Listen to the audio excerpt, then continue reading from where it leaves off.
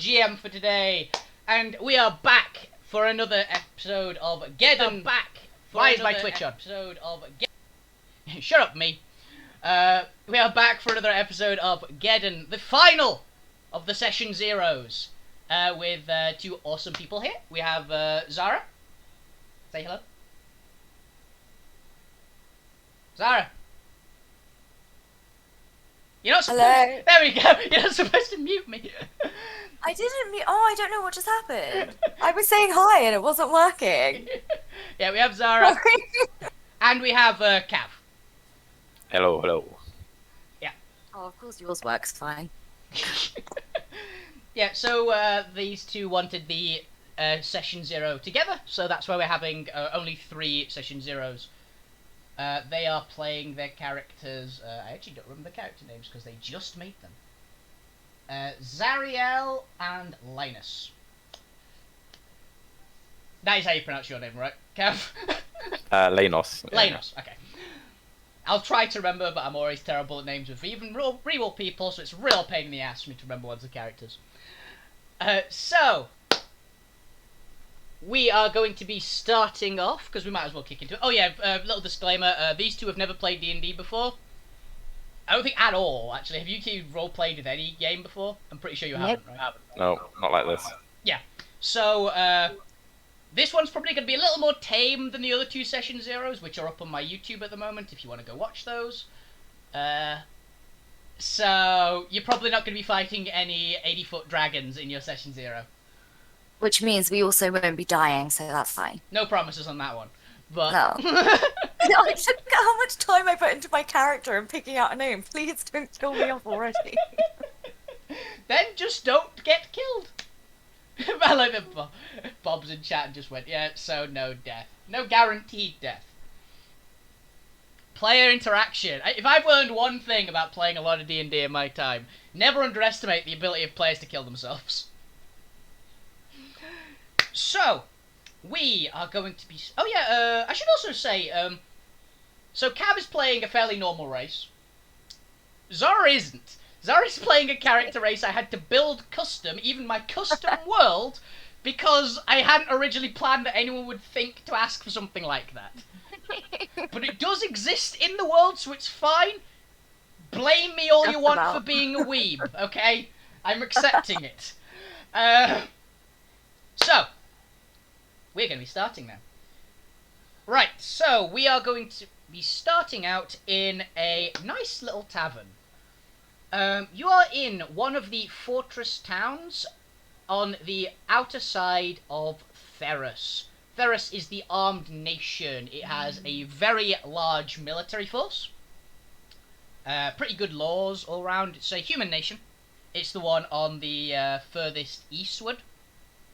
That's the wrong direction. The furthest westward of the 4 human nations, and it is the one right next to the Salga Desert, a giant desert sea full of orcs and giant sandworms and all sorts of horribleness. And protecting this nation from marauding monsters and orcs and things is the Bastion's Line. A massive line of fortresses spaced 1 mile apart each, with each one has about 30,000 soldiers in it. And they spread for several million miles down the border of Theros. And for Theros, pretty much everyone is at least in some form of the military, so has a rank. If you are not from Theros, and you haven't, if you've just showed up, you have by default the rank of private. This allows you to enter certain parts of the city in certain ways. And you get, more pay, better lodgings, that kind of stuff. You can also buy yourself ranks, for reference, if you're wealthy. So, you two are currently in... You're kind of further back from the line. You are in one of the little, auxiliary towns, a good ways back into the, kind of the heart of the nation. You're in a nice little tavern that basically had the rank on the outside door of Corporal. So it's not a shitty place, but it's nothing. You're not going to be going to high class dining here. It's a decent little tavern, essentially. Fairly busy. There's a good number of people around, and you two are. Well, what would you be doing? You're both in this decent tavern. There's a few people. It's kind of late in the day. Say about 8 or 9 o'clock. So, what would you do? In the tavern, Yeah, you're in a bar. get a drink. Okay. Yeah. You both gonna do that? Yeah, I'm gonna check out the surroundings. Okay. Look for any unscrupulous customers. Oh, you see a good few. Roll me, Cav, roll me a perception check, please. And yeah, Xara walks over to the bar. So, Where am I rolling? so you should see in your character sheet. I'll actually just get up one of the other character sheets just to for me to be able to remember all the roles. You should look on your character sheet. You'll see the big box that has a large number of it'll say acrobatics, animal handling, arcana, athletics, etc., etc., etc. Yeah. Press the one of those that says perception. You two will probably want to know about this. Perception is, in my opinion, the single best skill in the entire game. It's the one that is basically look around to see what is there, which can include a giant man-eating grizzly bear before it eats you. So. Public roll, right? Yeah, public roll.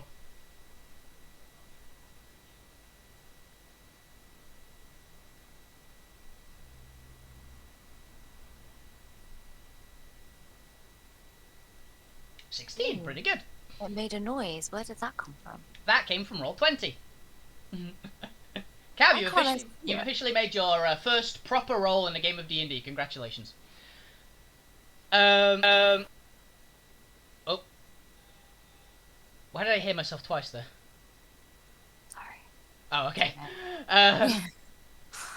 So yes, with a 16 Cav, you see a few little, you'd assume as your background as a smuggler, you've seen these kind of people before. They're like low-tier thugs, essentially. There's no one you'd say is like a big shot in this bar from like a cursory glance. But there's a few. There's obviously also soldiers in there, mostly off-duty. Like, they've got their helmets on the bar and things. Probably wanting to forget their day's work of being positioned on guard duty in the sweltering heat because it's midsummer. So yeah, you see a good few people around, and you also noticed on that back wall there is a big board full of posters in general. You don't really have a good look at the posters. You can see a few of them are like quests, which are set out like just chores essentially about town. And one or two of them are missing person posters. You can go up and have a look at that if you like. And for Xara, so you walk up to the bar. You're a little. How tall is your character, Xara? Would you say? Hey. What was it? 5'7". 5'7". Okay. So you're 5'7". So the bar is. Oh, wait, am I 5'7"? I think I wrote this down somewhere. Yeah, I'm 5'7". Cool. Nice.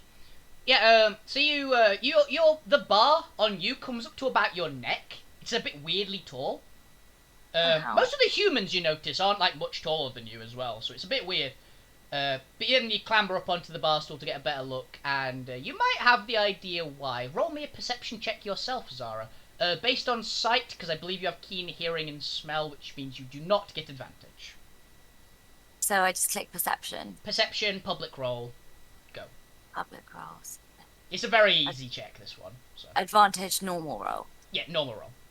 If it was to do with hearing or smell, 5. Thankfully, a 5... Actually, no, yeah, a 5 is actually slightly below the DC. Where do I see where I've rolled? Oh, if you... Okay, so click the little text box thing.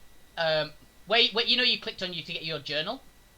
Oh, in my chat. Is it chat? It's chat, Oh, yeah, I see. Oh my god, Cav, you got a 16. 16's pretty good. 16's pretty good. Oh my god. Well, he rolled a 12. He's got a +4 modifier. But don't I have a +3? You do have a +3, but you rolled a 2. Oh, I see. If you actually hover over the numbers, you can see the number that you rolled. Oh god, I'm trash. Okay. And you can see your modifiers. Cool. So yes, yeah, Xara, you notice there's something a little weird about the lady behind the bar who seems to be towering over the bar quite easily. Her upper body looks perfectly normal human proportions, so it's kind of weird. But you don't really notice. You do hear like a little skittering noise whenever she moves anywhere, though. But for some reason, you just can't see anything that would be abnormal for her. She's got a spider body. She does have 4 eyes in her head and a very toothy grin. Oh no. And she looks down and goes, "Hello there, little one. What can I get for you today?" I will have a snake bite, please. I'm trying to blend in with the locals. I don't want them to know I'm like super dignified. Your clothing didn't at all give it away. She looks at you. She raises her eyebrow and goes, "Well, we don't sell anything called snake bite, but you can have an ale if you like."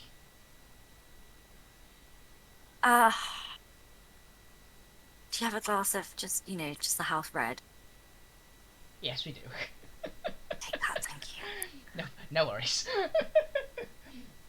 She like turns around, reaches up to a shelf that is about 12 feet off the ground. She reaches up very easily, and now you can see, yes, the giant black spider body as a lower Knew it. body. I called it. She is an arachne. I knew it. She's God, basically I a hate gigantic spider centaur. Ugh. This might actually be the first one you've ever seen as your character. So, she's wearing like normal like barmaid attire. And you do notice a big knife like on the hip as well. But as she reaches up, she just pours you a glass. That'll be 1 gold, please. A whole gold? It's the smallest denomination of currency in this world. Oh, okay. Thank you. Just mark off a gold from your bag, essentially. Okay. Oh, so I change it to 24. Yes. Okay. So yes, Cav, as Xara's character is getting a drink, what are you doing now that you've seen a few ruffians, a few soldiers? You also easily noticed the giant spider lady. You've seen Arachne before, so it's not too weird for you. Yeah. Well, whilst she's been doing that, I've had a glance over the missing people's board. I noticed at the back, and seeing a few adverts that caught my eye potentially, in terms of like, bounty or reward, and I'm deciding to approach the soldiers off duty at the bar to possibly find out some more information about them. Okay. Yeah. Notice. Yeah. Roll me an investigation check first, because you can just see what you particularly caught your eye on the bounty board.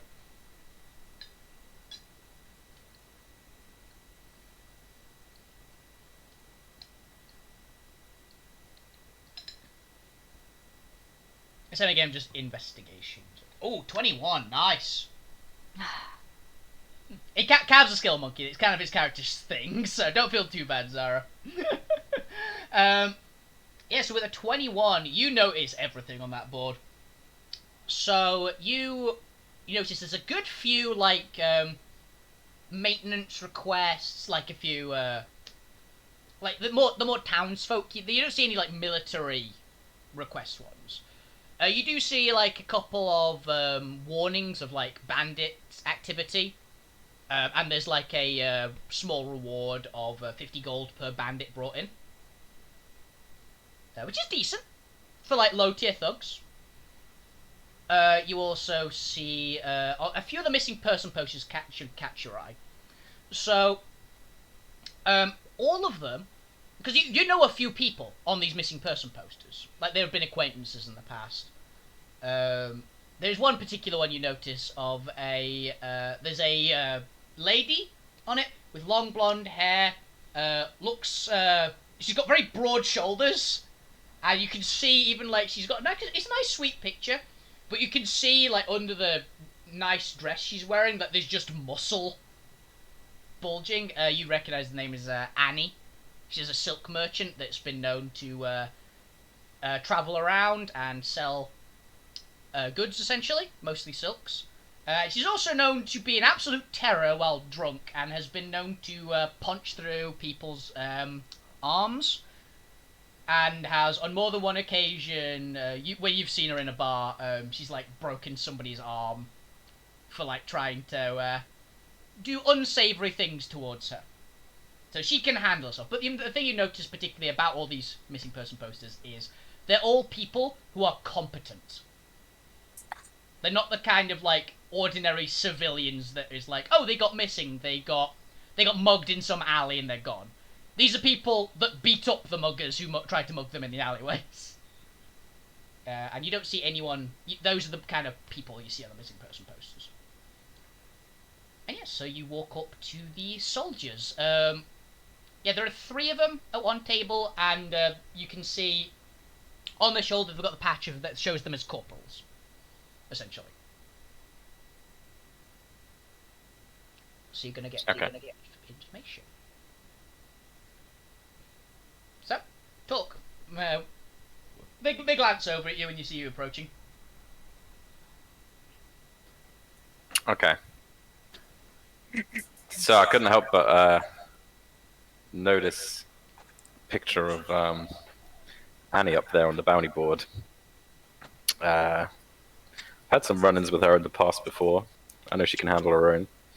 And I've only just got to town a few days ago. I know you guys are off duty, but yeah, I'm looking for a job. And I'm just kind of wondering what kind of trouble she got into. They glance between themselves, and one of them, like, they're slightly biggest of the 3, just like looks at you and goes, "Can't really say. Yeah, there's a fair few the more like adventurer types just going missing recently. We're not sure why. Apparently, we're getting reports that it's happening all up and down, even in the couple of the other countries around. We're not sure what's really causing it though. But they glance you up and down, seeing you like adventure-y kind of attire. You've got your scythe on your back and your longbow and things like that. They go, might want to keep an eye out though. Most of them appear to be going like when it gets kind of quiet, so just keep eyes open essentially, right? It's bad times. You know, we miss Annie. I was gonna get my daughter a dress for her wedding, but not around.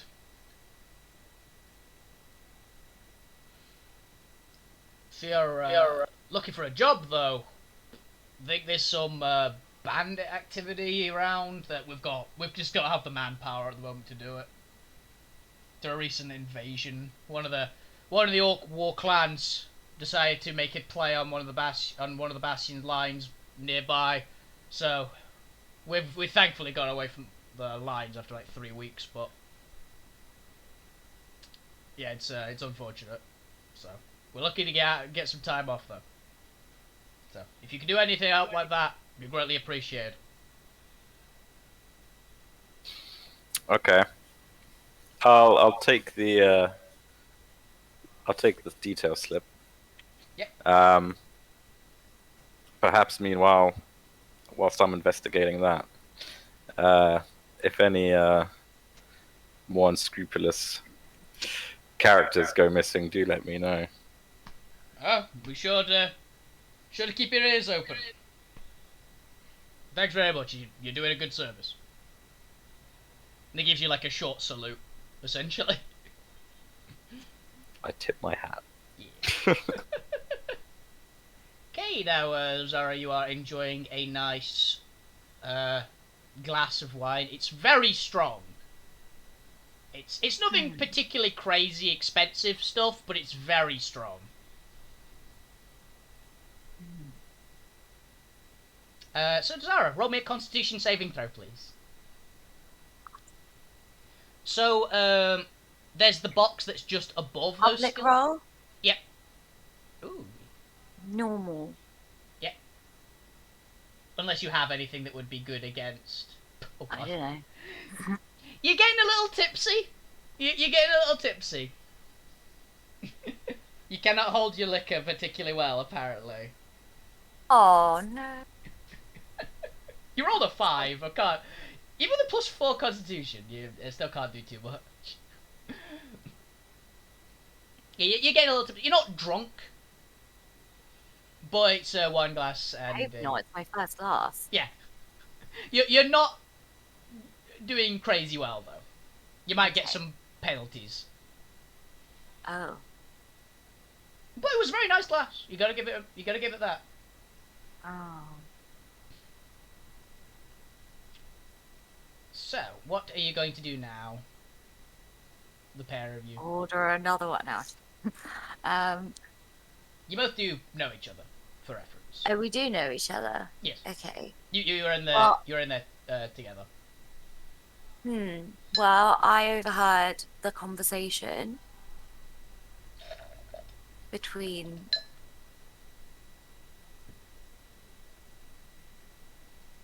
The soldiers and what's his name? What's your character's name? Leanos. Okay, I overheard his conversation with the soldiers. So I guess we're going on an adventure. We're gonna go and hunt this person down ourselves. Is that what you say? Well, actually, Yeah? they only gave me details on the bandits. yeah, he's like, we're gonna go hunt down this missing person. But perhaps if we explore this bandit path further, something else might turn up. That's what we'll But do. that's all the lead I have right now. Well, we'll go and do that Okay. right now. No. I don't know. I'm a bit tipsy. I'm probably not in the best state to go and hunt bandits or whatever. Well, you can conjure up some sort of cleansing spell. You're a wizard, right? I'm not a wizard. I'm a Sorcerer. sorcerer. Yeah, you got magical stuff, right? Oh yeah, Is that that's, how it works? I think this would be a decent. Not really. You don't have the spells that would do something like that. Yeah, I'm just smuggler bantering, Yeah, you do have. I think this would be a good time to. You'll get a bump on your leg, Xara, of your pet. So Zara's natural magic. Oh yeah. Also, Cav, you've got your. Well, I don't remember what your familiar was.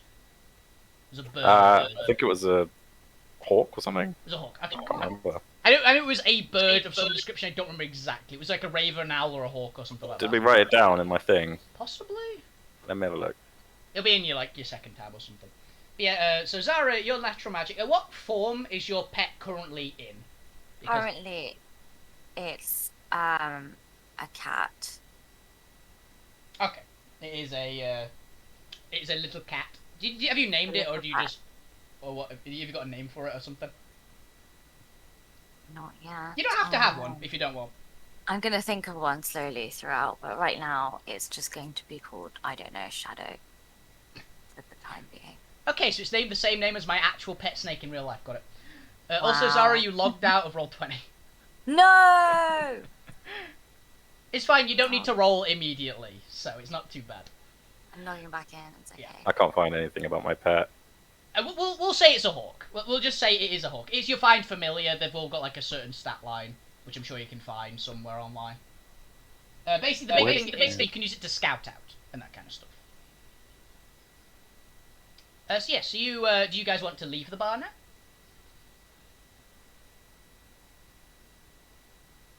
Yeah, I'm happy to leave if you're happy to leave. No, I want to stay out and party all night. You can. I'm not going to stop. Yeah, I can go. I know that I've got some people at the market I want to pop by and visit.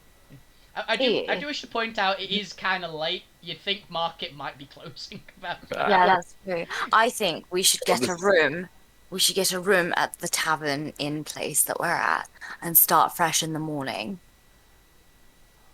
All right, Okay. you'll pay him.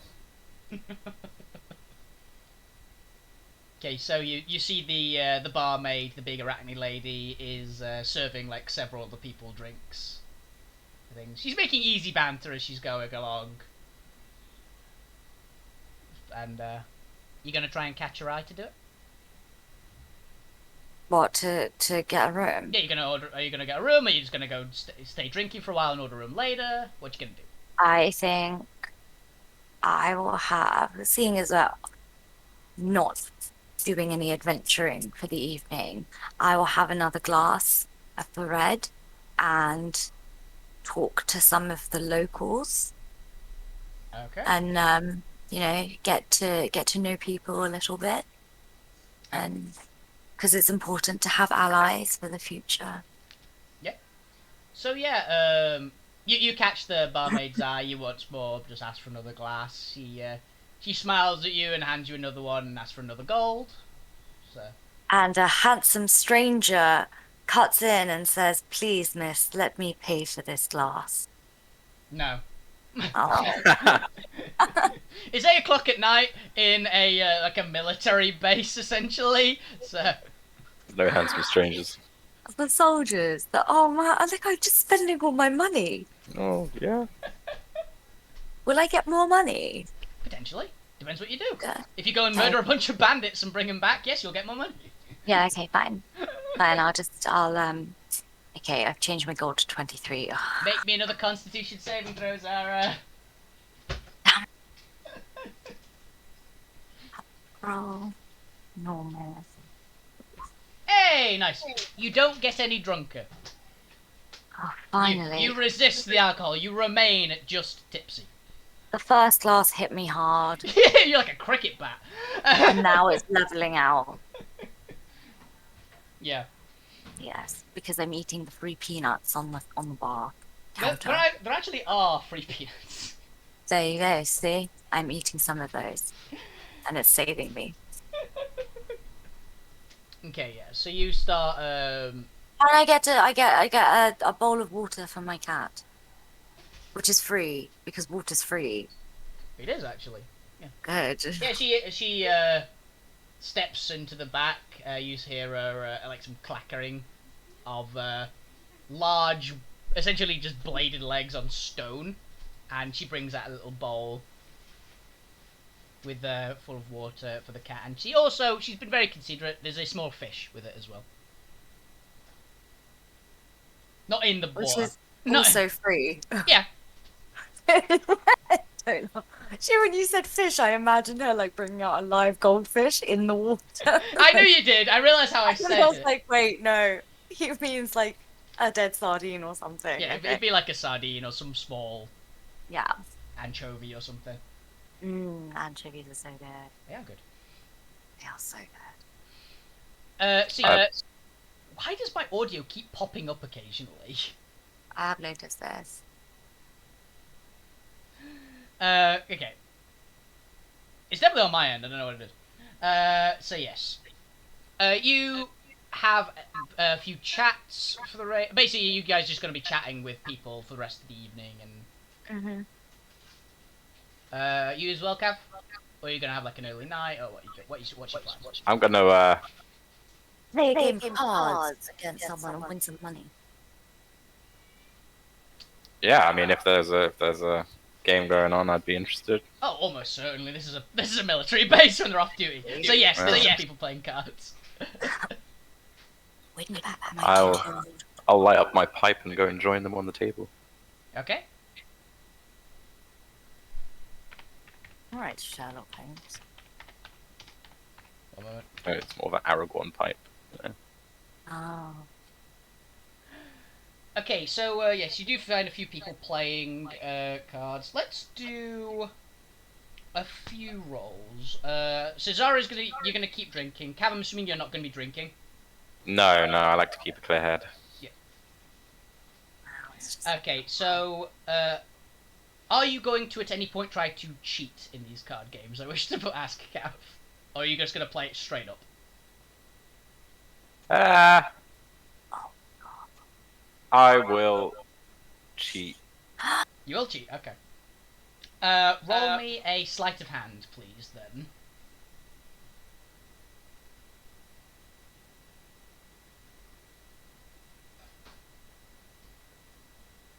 Do I get advantage? I can't think of any way that you would. Actually, there is one way you could. So, normally I wouldn't be giving advice like this but it's his first session ever. So I thought I'll give you a bit of a hints and things. One way that you could potentially cheat at cards, you could have your pet familiar behind a few of the people and looking at their hands and basically informing you what they have. Sneaky. That's the way you could do it, and that would allow you to have advantage. But there's other sides of you've got a hawk just sitting there behind a few people playing cards, making weird gestures. So people might be a bit more easy to notice. What about if I used my mage hand? You do have an invisible mage hand because you are a arcane trickster. So, how would you use a mage hand to cheat at cards? Well, I can retrieve a card from the deck or something, you know. The deck is on the table. So they might not be able to see the hand, but they can see the card. Yeah, okay. So that would be a very high check. And I'm not carrying any extra cards. Yeah. If you had a Okay, second, well- that's possible. We'll leave it normal then. Normal roll. Okay. So normal sleight of hand for the cheat. You're just going to use like card carrying or something. 13. Okay, they've got to roll to contest that. Well, that's a good roll for me. Natural one. So yes, you are able to essentially cheat. Okay, so roll me. How many people are actually playing? 5 people. Close, 4 actually. Besides you, Kev. So yes, actually, technically, including Cav, there are 5 people. I was saying, yeah, including him, 5 people. Yeah. So yeah, they all roll. They all rolled real bad. Like you didn't roll great either, but you're really good at this. So yeah, you beat all of them like handily, a good few rounds. Like you just sit in, immediately start just winning, and a few people are grumbling about it, but they can't tell you're cheating in any way, and you're going out of your way to not look like you're cheating.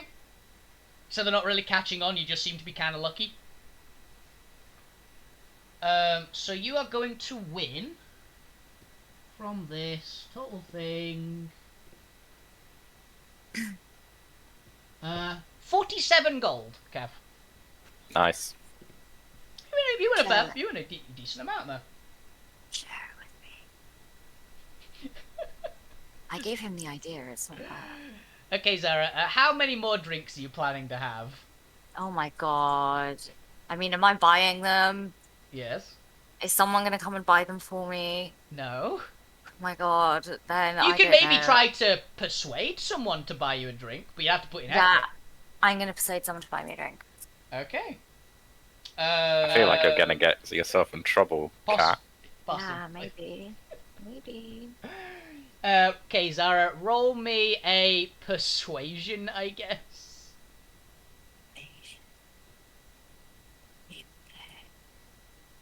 Public. Do I get an advantage for this? No. I don't see a reason why you would. They're all kind of tired. It's the end of the day. Most of them are soldiers or thugs at the end of a shift. Because I'm special, remember? You are, but so is everybody else. And they're not really in the mood at the moment. Damn, apparently they are. Hey!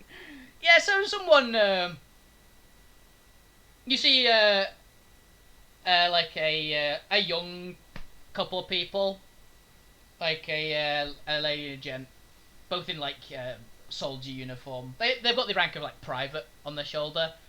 How do you convince them to get you a drink? Just say you've passed it. How do you? How many? Who is it that I'm talking to? A man and a woman? Yeah, both look like they're about 20. Okay, so they're both in soldiers' uniform for privates. okay. Well, I approach the woman and start speaking to her and compliment her, and we just start chatting, and then she introduces me to the guy that she's with, Mhm. And then, oh, do I actually have to narrate what I say? You can if you like, yeah. It's because it's the session 0. Normally you'd need to do more, but this is your session 0. It's a start, so I'm being much more lenient, essentially. Cool. All right. So I'll stop narrating and I'll start doing. So I go up to the lady and I say, Sure, your cat's in the back. "Do I?" Whatever you like, say whatever you want. No, I just sound like myself. I go up to her and I say, "Oh, I love that brooch. It really complements your the collar on your uniform." Oh, thank you very much. It was a present from my mother. Oh, that's so sweet. Do you see your mother often? Not as often as I'd like to. She's a bit further in, towards the back fortresses, like a bit closer to command. Hmm. She's a captain. Oh, wow. She's That's how it's. I guess this profession runs in the family then. oh, it's nearly everyone in Theros has at least some amount of military. You've got to spend a few years around in the military, and then you can go and do other things. But gives you good training. Yeah, I can imagine. I wouldn't want to run into you uh, in a dark alley in the middle of the night. Oh, I'm not too good. My friend. I'm gonna just fucking roll a name. Corin here. My friend Corin here is he's much better than me, and she gestures at the. He's like a blonde lad, looks fairly. It's like I'm nothing special. Oh my God, I'm just imagining that guy from Attack on Titan. What was his name? Possibly, I've not watched much Attack on Oh, Titan. you know, oh my God, it's so good. But anyway, um, oh, so are you training together? You working together? Like, how long have you been friends for? Oh, we've been friends since 3 months. We're in the same unit. We just got brought back from a. We were defending the fortress that's getting attacked at the moment by the orcs, and we got some time off during like a bit of a lull, and a different unit got brought in. It's nothing too serious in attack. We're fighting them off very well. They've not got any trolls, luckily. So, do you guys want a drink or Oh sure, Sally, a round of drinks, buy me a please. drink now? I'm convincing them to buy me a drink. You've successfully, but I got them have to. So convinced. yeah, yeah. She goes, yes, Sally, round of drinks here, please. She goes, certainly. The barmaid, whose name you now know is Sally. Spider Girl. Sally the Spider Girl, yes. Ugh. What are you going against arachne? You monster. I'm not a spider person. I don't like any insects or bugs or arachnids. Not a fan. But anyway, can I then ask to get our drinks? Mhm. I have another question for the lady. Yes. So, can I ask it now? Is that fine? Yeah, go for it. Cool. Um, so, one of the a couple of the soldiers I had them talking about some bandits or something. What's going on with that? Do you have, do you know anything about that or? Well, yeah, we don't know too much about it. We just got here like a couple of days ago. But Mm. we heard there's a nasty group of bandits going around at the moment. They're catching people at night. Just normal civilian, nothing too crazy. Mm. But it sometimes happens in these like the middle sections. They don't go over to the front lines because there's all the active soldiers there. They don't go to the back lines because they really don't want to deal with some of the elite soldiers. So they tend to stick around the middle section. We try to deal with them as much as possible, but because of the current the fortress nearest here being attacked, we can't really deploy too many soldiers to go out and deal with some riffraff. So they're gonna be waiting around for a while. Probably why the board's up. Imagining they're trying to tempt in a couple of adventurers. It's good pay for adventurers, much better than their standard. I have noticed that. actually thinking about potentially going to hunt them down Oh, well, that's... with a friend of mine. Yeah. Oh, that's certainly a good idea. Hmm. Yes, do watch yourself. The bandits can be nasty ones. A lot of them are often deserters and things, so they usually know how to handle themselves, at least somewhat. But Do you have any tips then? go for the groin. Usually works for me.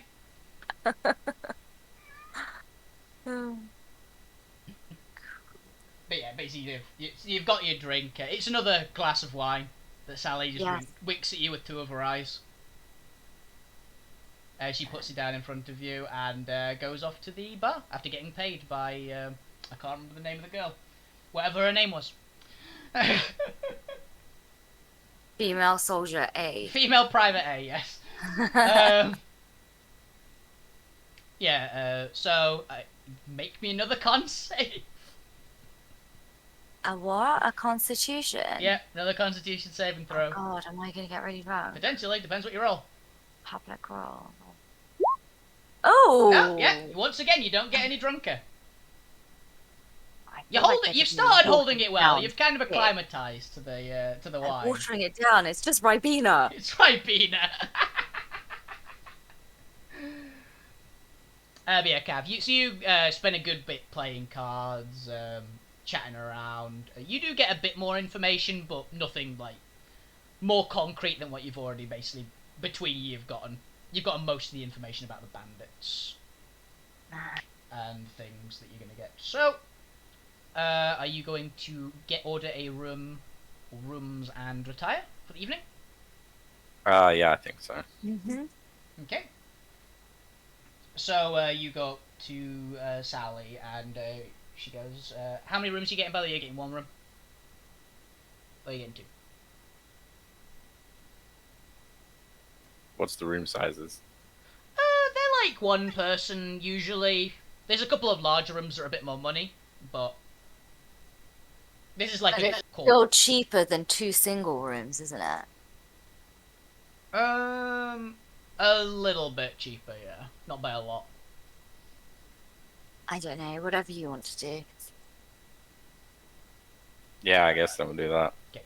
Yeah. For a single room, it's 5 gold. For the evening. For the double room, it is 8 gold. So. Get a double room. Okay. So yeah, whichever one of you is paying, mark off the gold. Or if you're going to split the room cost, mark off the gold No, each. Cav, he won a lot of money, so he can pay. Does he want to? I don't care. Well, he might not pay. So. No, Yeah, no, I might trick the innkeeper. What, really? But that's not fair. Hey, you can go and get your own room for all you like. Why are you such a bad person? Because I'm playing a rogue. Because he wanted to Get with it. be. Yeah. Damn it. He's allowed to be. So yeah, are you actually trying to? No, Yeah. we'll end up on the wall with the bandits. I'm gonna try and sweet talk the Arachne. Okay. How do you do it? What do you say to try and either lower the costs or something like that? I'm just gonna be like, you know, I appreciate your hospitality. We kind of just got into town. We don't have much money, and you know, I've got connections around. I can get a lot of, let's say, goods that are not so desirable to the public. You know, if you ever need anything on the down low. And obviously, I owe you a massive favor. And we're gonna go and try and take on those bandits. So you know. Oh, that's it. That's it. It should be part of our reward for claiming the bandits. Catching them. We owe you one. Or Well, rather, I owe you one. I don't know what you mean, sir. She's smiling while she's saying this. I don't know if I could possibly ever... Well, I don't think of any reason why I would possibly want anything on the down low. She's very clearly being sarcastic. Yeah. Roll me persuasion. This is fun. Yeah, isn't it? It's fun. Do I get advantage on mine for my smuggler stuff? I can't remember. No, you get your smuggler stuff gives you a different ability. Hang on, can I go and get a drink? Like a real life drink, Yeah, not go a for game it. drink. Damn, Oh, I 22. killed that. Oh my god! Oh my, I can't. He's a skill monkey. It's literally it's a rogue's thing. That's how I made my character. Rogues and bards are really good at talking usually. They're good at talking and just doing stuff. Sorcerers are decent at talking as well, but Cow's rolling hot tonight. So yeah, she smiles and goes, "Well, I suppose it could always be something. So, double room, you said? Right. Hmm. I believe the cost was 4 gold, correct? Yeah. Works for me. Pleasure doing business with you." Yeah, she hands So- you a key to one of the good rooms, Nice. essentially. Was my 55 gold already what I had, or did we add on my winnings? You already had 55 gold, so you're at you should be at 100 and something. How come he started with 55 gold and I only had 25?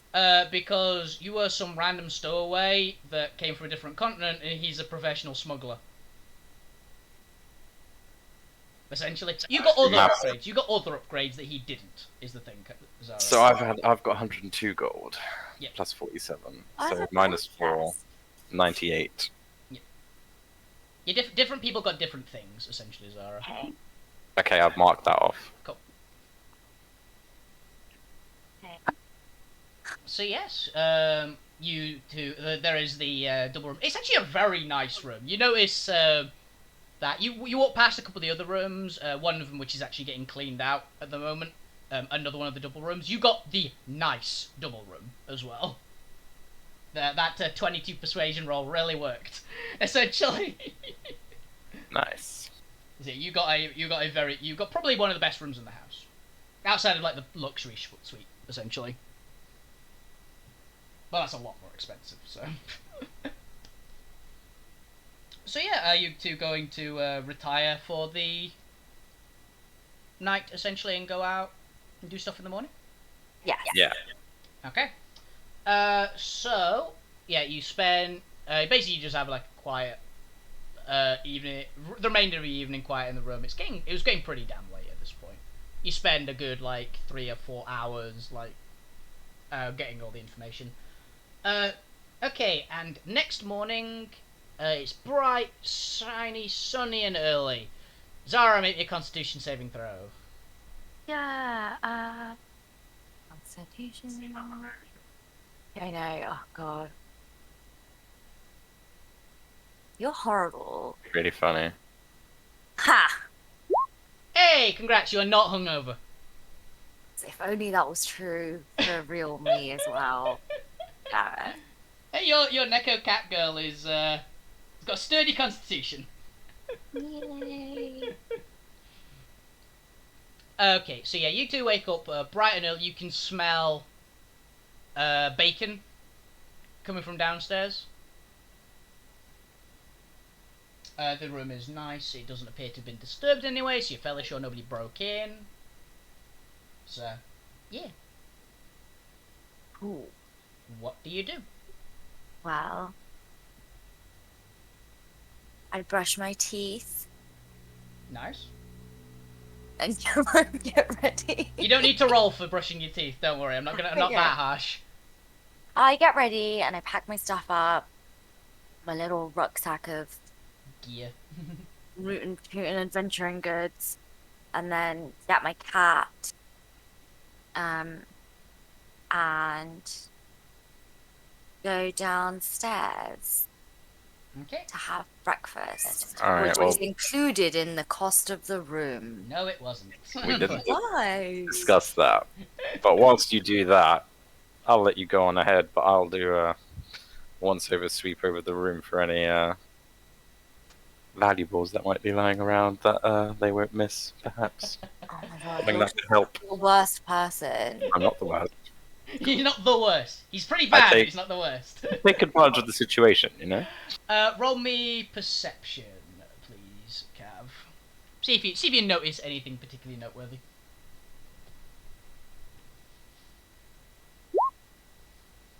Okay. You don't really notice anything more. You find a couple of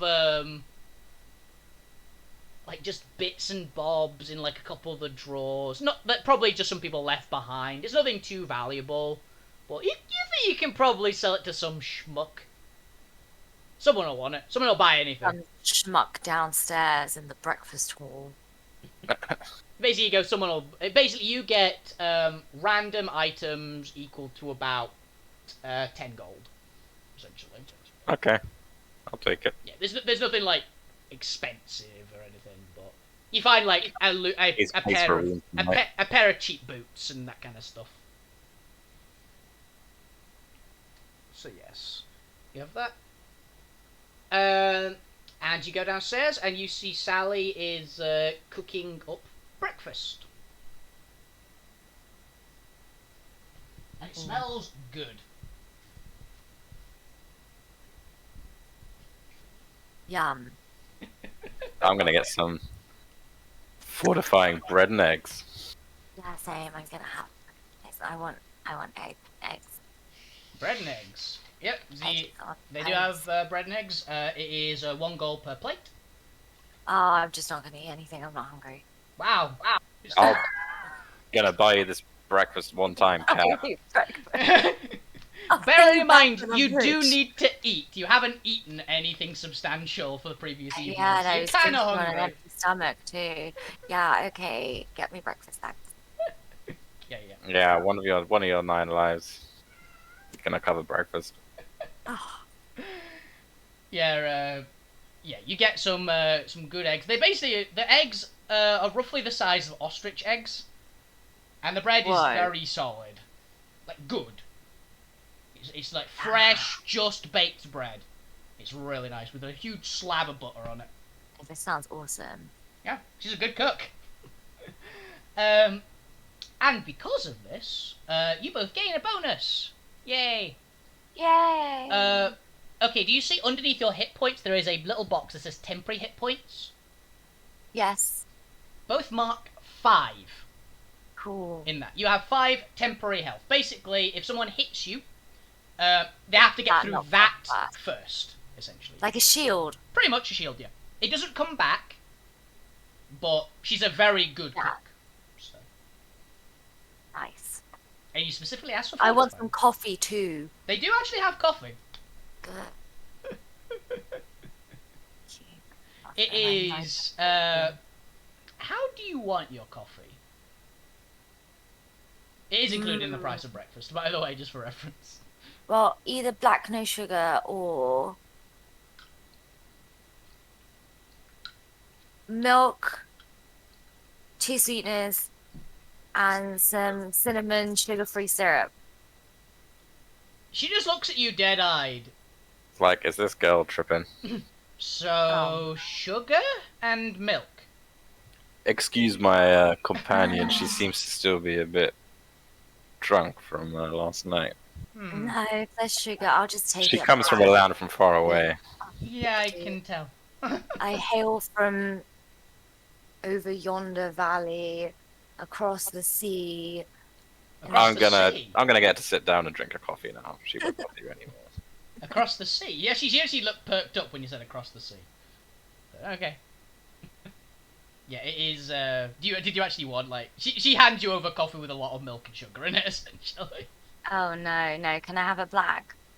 Black no sugar. Okay, yeah, it is pitch black, kind of like tar.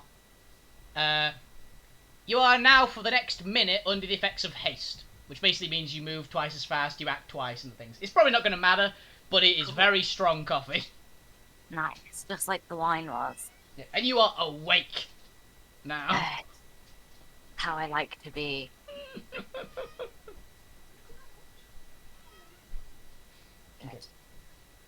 So yes, You get a nice breakfast. You get in a couple of odd looks from the barmaid as you walk out into the street. It's a nice sunny day. The sun is bright red in the sky, as it always is. And there's quite a few bustling people around. It's like 8 o'clock in the morning. So you see a few soldiers about and like normal townsfolk who still have like a rank badge on them. Pretty much everybody does. Most of the people out today are from Ferris, so they all have their own respective ranks. And you wander off in the direction that you were told there are bandits, essentially. Or at least the rough idea of where bandits were. It's towards one of the gates, essentially. And it's like off in that way.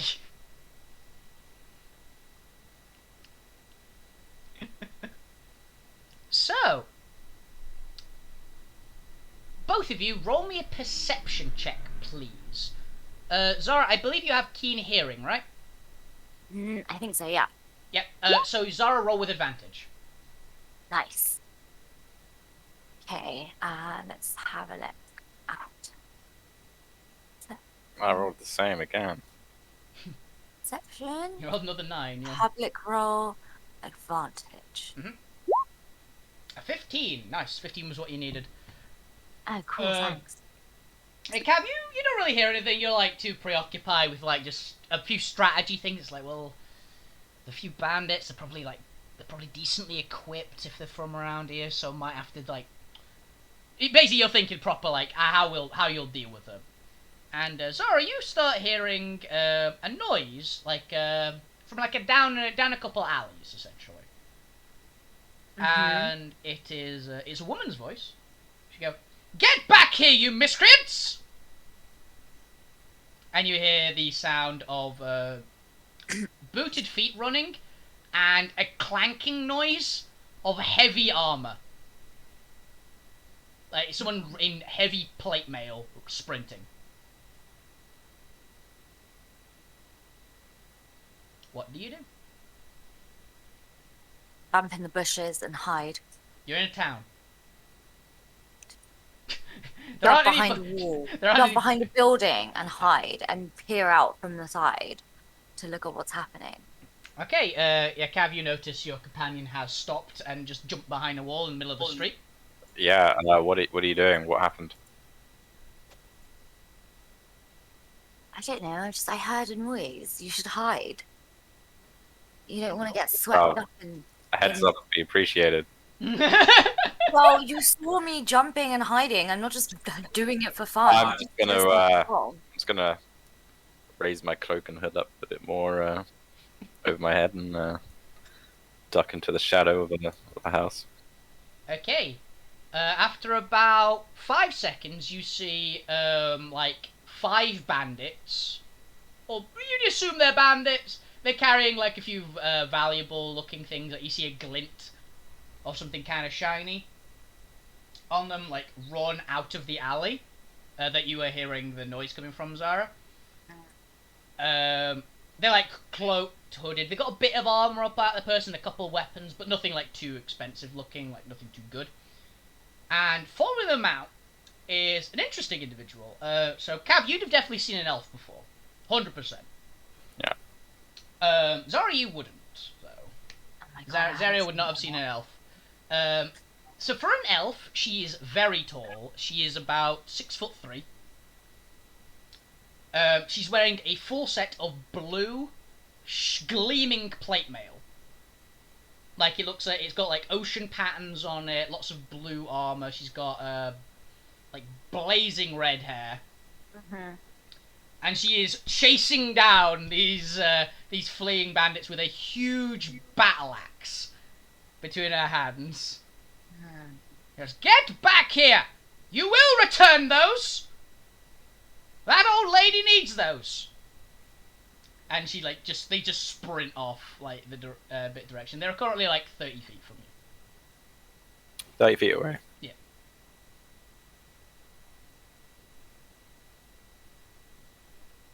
Have I got line of sight on these people? Oh yeah.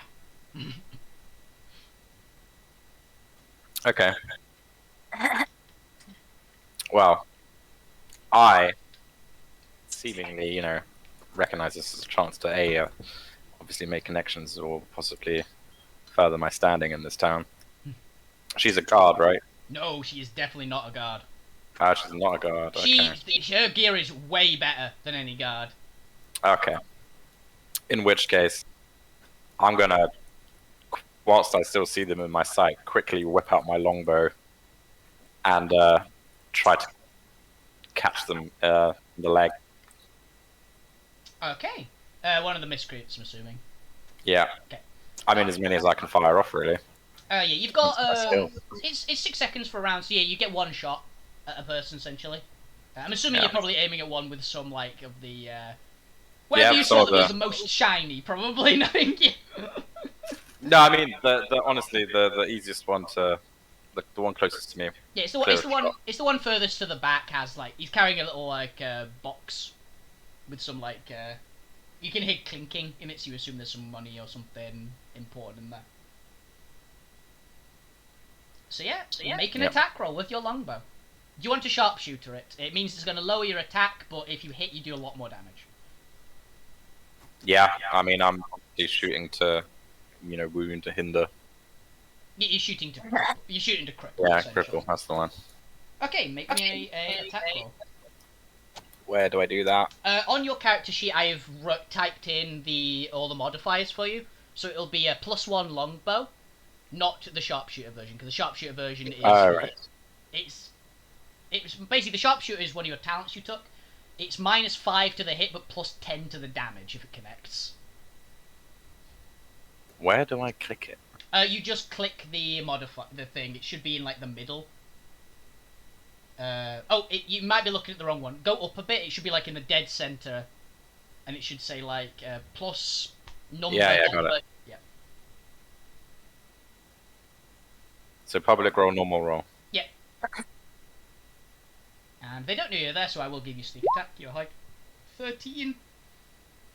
13 unfortunately misses. The arrow like skids just past his ankle. You do like goes into like stumbles a bit, and he's like slightly turned, and he's like he turns his head. And he got roll me your stealth, Cav, just see how well you were hidden. Stealth. Yeah, this is a retroactive stealth. This is what I Yes. already did essentially. 23. Yeah, he does not know where you. He's like glancing around. He's like looking up at the top buildings. So they've got a snipe. She's got a sniper friend. And also, guys, she's gaining on us. Xara, you have one turn to do something as well if you like. Yeah. How do I do that? Depends what you want to do.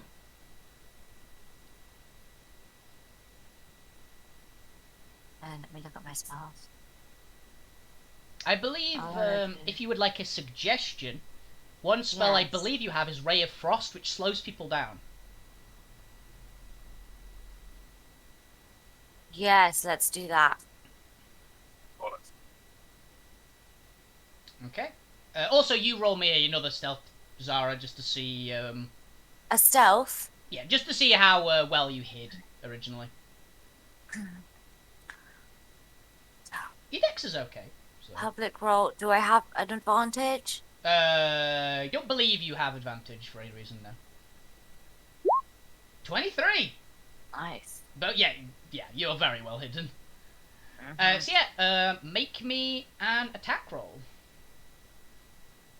So do I just click on the spell?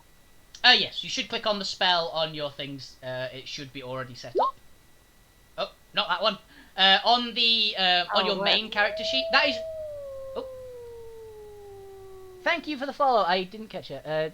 2603 6000 B7. Apologies. My brain broke halfway through your name, but thank you for the follow. It is greatly appreciated. Yeah. You should see on your main character sheet, the front page. There is a thing that just should say Ray of Frost, right? In like the middle box. Oh yeah. That's your attack one. That's like your shortcut, essentially. 17. You hit. You nail the person at the back that was still like reeling from Cav's arrow.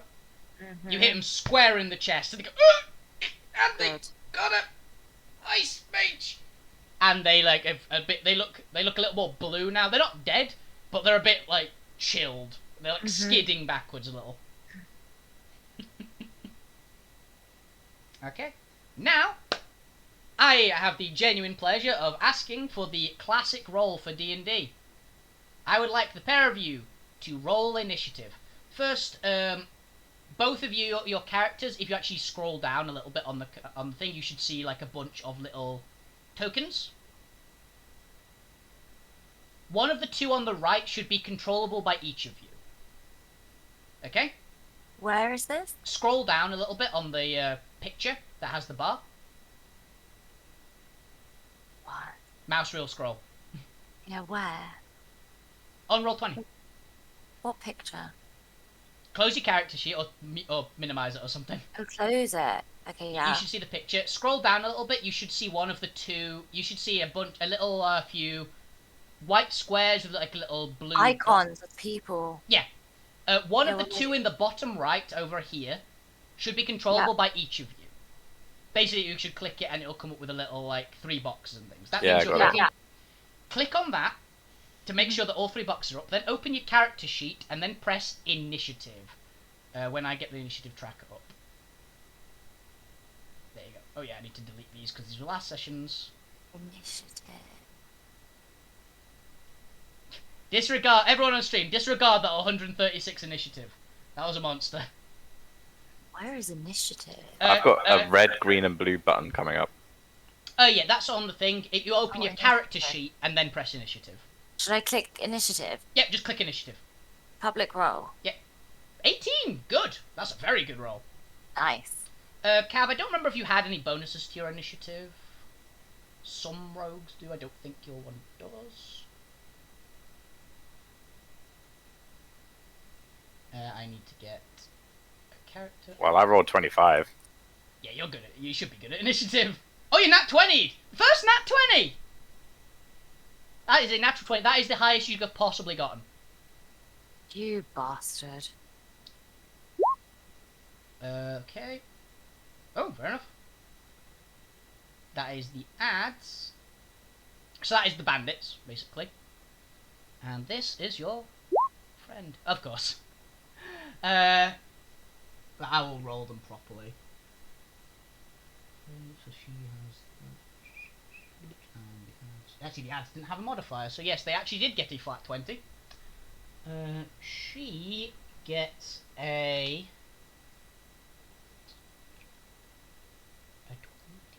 24. Ooh, you managed to beat her, Cav.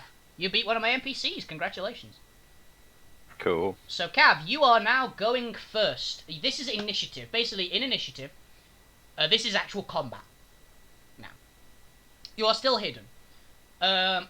While doing this, you have 1 action. So anything that says it costs 1 action, you can do it. You have 1 bonus action, which is anything that says a bonus action, you can do it. You also have movement, which you can move up to your speed. You can also use an action to dash further.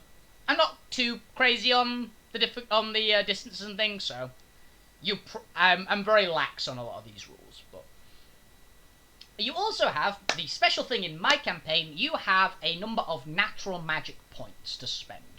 These natural magic points are, as we've discussed, your special mega superpower that you have. In your case, Cav, you have your chameleon ability.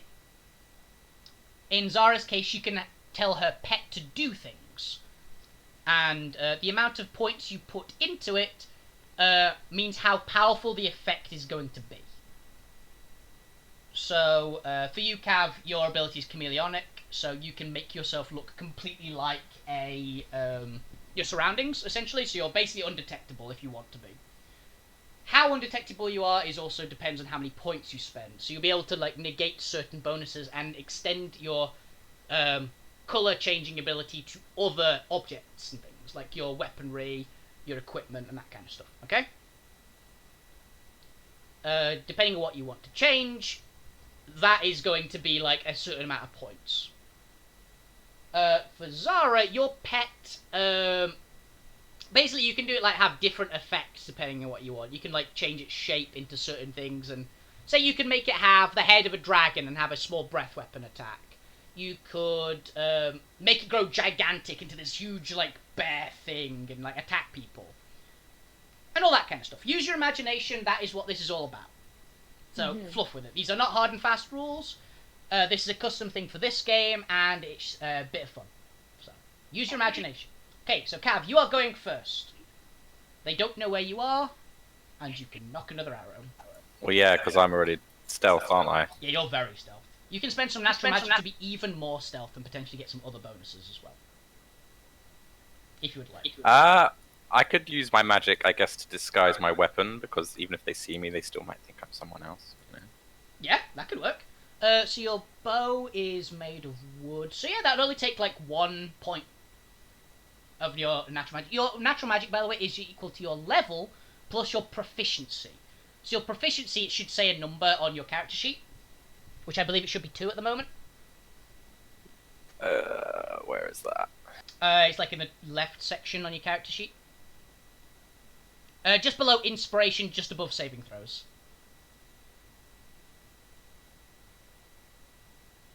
It should say proficiency bonus. I am being blind. Oh, yes, 2, yes, at the top, right. So it's that plus your level, so every round you have 6 points of this to play with. And you can use it on, like, at any point, like, if someone would target you, it's basically free stuff that you can do. Yeah. So, yeah, you can hide your weapon for 1 point, and you can literally be firing an invisible bow, essentially. Yeah, I'm gonna go with that. Okay. Do you still want to make another cold shot at the ankle, or do you want to just shoot him? I'm gonna go, biggest target area. Yeah. Chest shot. Okay, so because you are doing that, you get advantage because you are stealth. Oh yeah, I've got roof to affect this, don't I? Sneak attack and everything. Yeah. You already are getting sneak attack because you're hidden in general. Okay. But you're now getting advantage as well. The reason why you didn't before was because you had a cold shot on his ankle, essentially, which is kind of a harder to hit thing, but you were hidden, so you got advantage anyway. In my game, also, advantage and disadvantage do actually stack with themselves, so potentially if you've got 2 ways of getting advantage, you can gain advantage even if you normally wouldn't. Even if you have 1 disadvantage, because I'm nice like that. And evil like that as well. So yeah, take a shot with advantage. Are you going to sharpshooter this? What's the benefits again? You take a -5 to hit, but a +10 to the inflicted damage. Nah. Okay, you have a modifier in case you do want to sharpshooter things, by the way. Yeah, I see it down the bottom. I mean, I'm not that far away, am I? It was like 30 feet still, right? Yeah, you're well within range. Your longbow's got like a range of 600 or something. I'll just take a regular Okay. shot. Shoot him. What's that button again? I'm clicking on the longbow, right? Yeah. Longbow, public roll with advantage.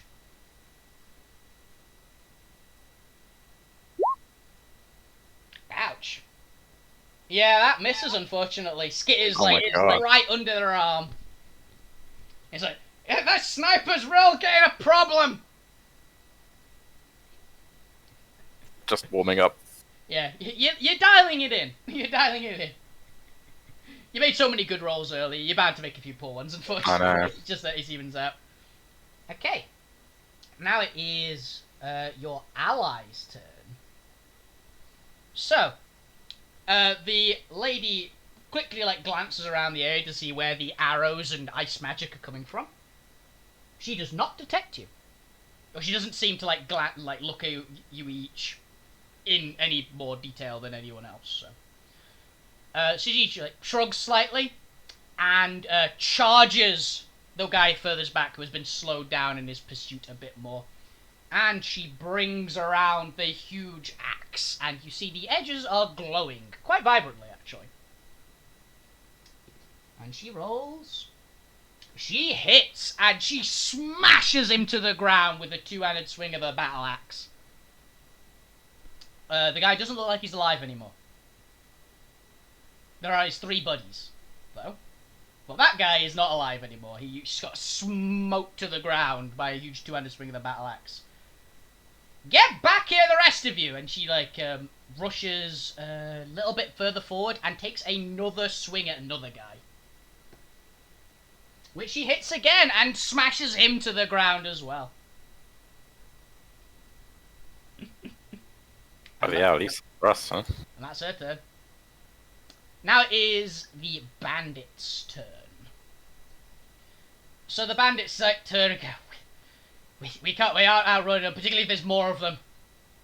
So they turn, drop what they were carrying, and pull out some, a couple pairs of basically big knives, like scimitars, if you're curious. And they are going to roll a lot of attacks against her. That's a miss. There's another miss. Okay, that was the first guy. That second guy misses.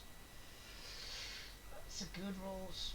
Yeah, he's going to... Now, you see, the first guy misses completely with all his swings.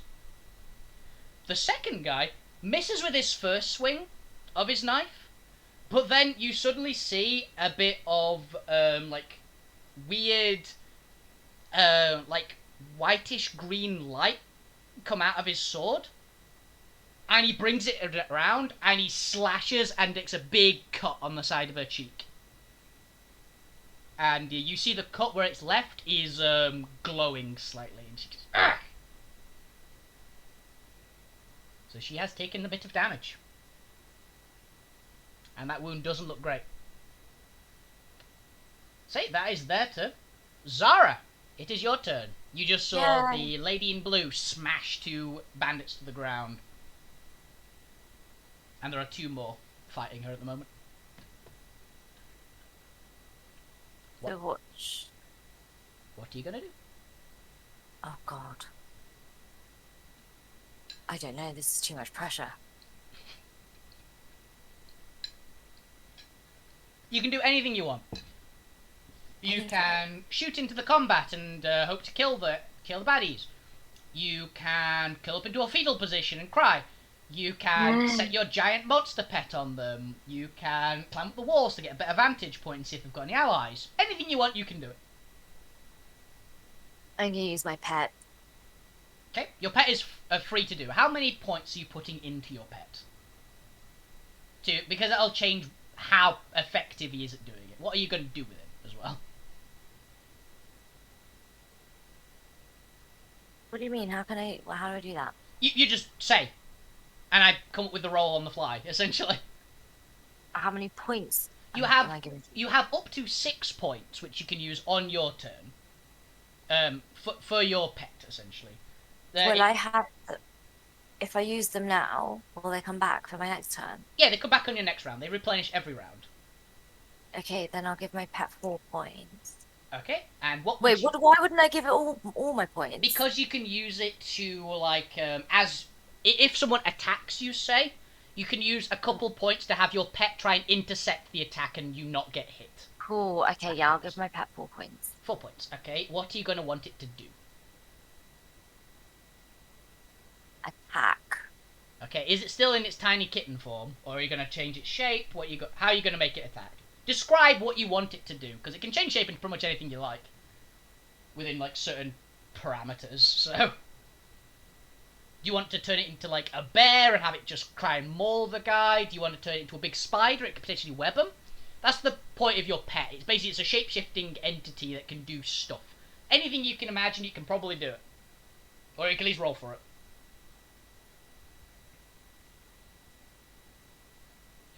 What would you do? What would I do? Well, what I'd probably do... Oh, God damn it.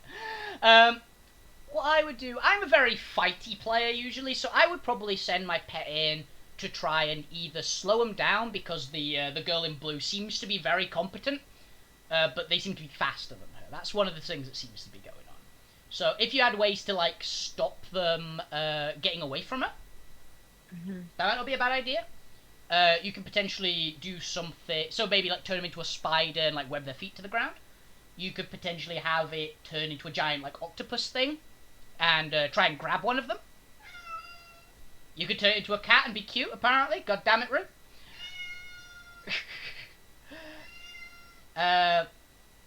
You could have it turn into like a giant bear and try and just eat a guy. Or like a raptor or something. There's a lot of options, but I'd probably do something like that.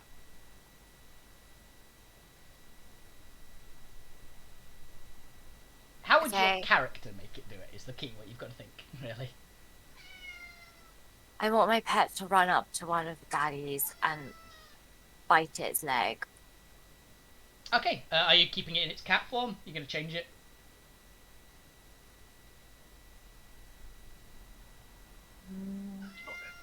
I'm going to turn it into a snake. Ooh, okay. And I'm going to cause... Oh my god, oh my god, oh my god, oh my god, oh my god, okay. Right, it turns into a snake. And it slithers up to one of the baddies, and then it, like, gets into its trouser leg. And slithers up and, like, bites its thigh. And releases all of this venom. Okay, yeah. So what would that... State of fear and hysteria. Yeah, okay, I can do that. So yeah, I will say, Xara, roll me an attack roll. Roll me, type this into chat. / roll 1d20 plus, let's go with 8.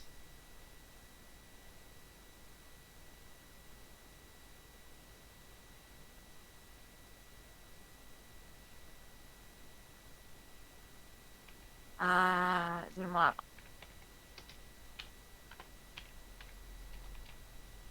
Basically, roll like, oh god damn it. Basically, put /, I was trying to type it so it didn't come up. The /, roll, no spaces. Oh, what, a /, not a /? / it's one of the two. It's the one with the question mark. I can never remember which one's which. /. / roll, one, / roll, space, 1d20 plus 8.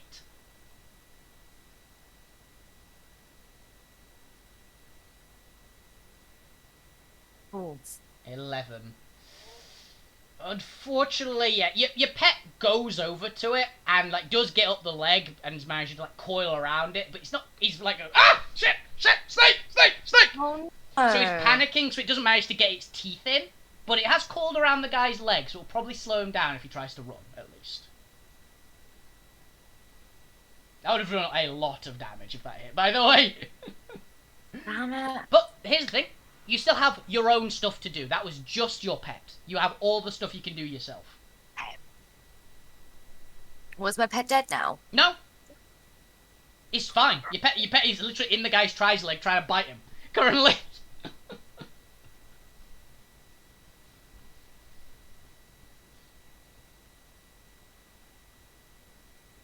So what are you going to do as Zariel? I'm going to... Let me look at my spells. I'm going to... Wait, what does Chromatic Orb do again? That is one that costs an actual spell slot, but is probably your biggest hit you've got at the moment. You throw a big ball of energy at the guy, and it will do a lot of damage. What's my free stuff? The free stuff are your cantrips. If you go onto your spells page, you can look at what your cantrips do. Right. Okay.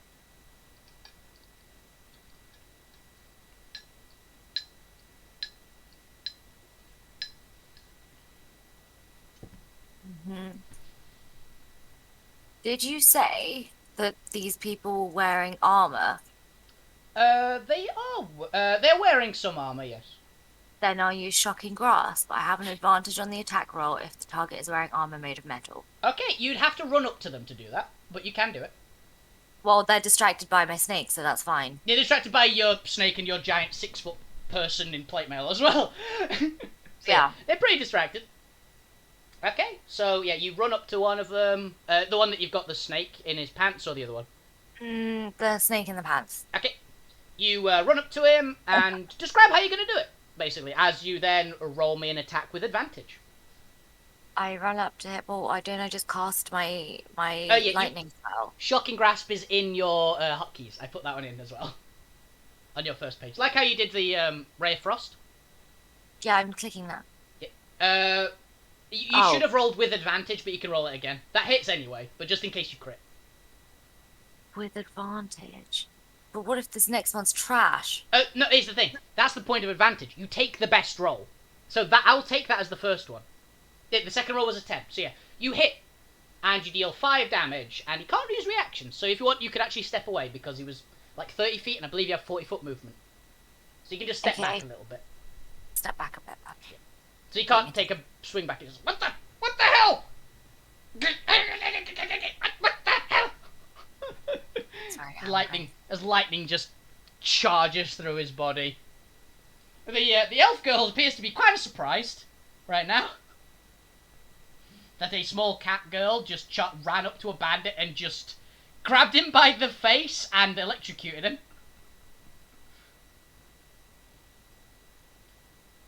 Okay, I'm assuming that's your turn now, Xara? Mm-hmm. Okay, Cav, it is your turn. Okay. So I'm kind of looking at my hands a bit like, I don't know what's going on today right now, with this shooting. I'm going to try and get a better vantage point. And I'm going to scramble up to the nearest rooftop of a house. Okay, yeah, the houses in this area are kind of small, so you can probably do that. There's like a few barrels and things you can clamber up. That is all your movement, I'll basically say. To get Yeah, I'm super agile, Yeah. Roll me an acrobatics check, just to see how easily you do it. Well, I've got 9, so I bloody hope so. Is that a normal roll? Yeah. Just don't get a 1, you're probably fine. 28! You just standing backflip onto the roof. Yeah, I'm Legolas, come on. You do a flip land perfectly. You actually see a small kid go, wow! In the You'll be alright, son. Okay, Okay. now you've got a very good vantage point. You're no longer hidden. You're kind of obvious now, but you've got a very good vantage point. And Now I'm going to look at the bandits. roll me perception as well. Perception, yeah? Yeah, with advantage I'll give you, because you've got a good vantage point right now. Good thing you had advantage. Yeah, you see there's a bit of a kerfuffle a bit down the street. You see a couple of guards fighting. A couple of like privates who looked like they were running over. They're fighting what appear to be a couple of other bandits, essentially, like similarly garbed to the ones you're fighting at the moment.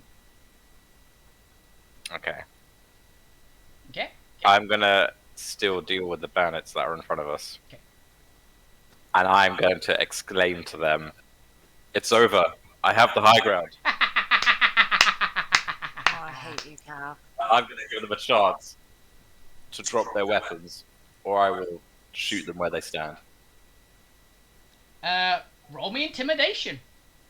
With advantage, because someone did just cut down two of their friends, and you did just do a triple backflip onto a roof. So...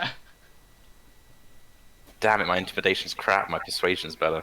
Unfortunately, this is intimidation. I can't really say this is a persuasion roll. Oh, there we go. Oh, you didn't have advantage, unfortunately. Oh, I didn't? No. I thought you said I did, Oh, no, you sorry. did have advantage. Yes, you did. Sorry. Yeah. That's me forgetting. Yep, 20. So 20, yeah. They go... The guys look at each other and go... We surrender. Yep, we give up. We give up. He just backflipped. You are still in initiative, though, because there are the two guys down the street. But those two in front of Xara, who've just been tased, and his two just bleeding friends on the ground have been literally cut in half.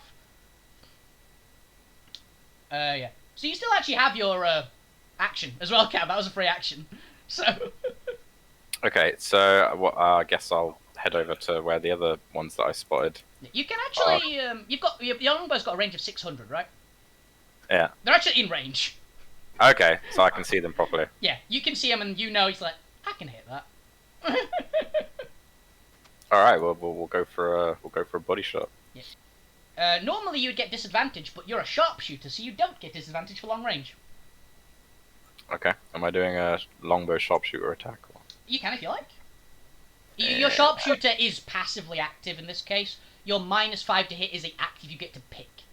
The sharpshooter feat's really good for that. It's got it's got a few things. No, I wanna actually hit something. You actually just want to shoot the bastard. Okay, roll an attack.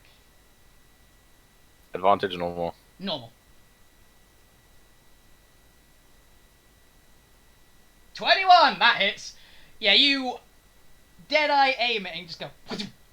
And it hits the guy square in the back. He goes, ah! And he collapses to the ground. You just kill the guy outright because he'd been like cut a little bit by one of the soldiers as well. So, good shot. You just like a 500-meter shot, a 500-foot shot, essentially. Okay. Now it is your ally's turn. She looks at you two and goes, well, thank you very much.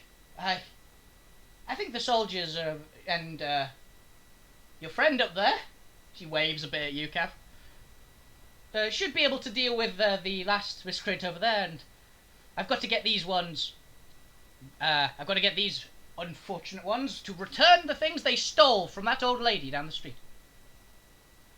So, will you please give me an assistance in tying them up? She's looking expectantly at you, Xara. You can answer on your turn.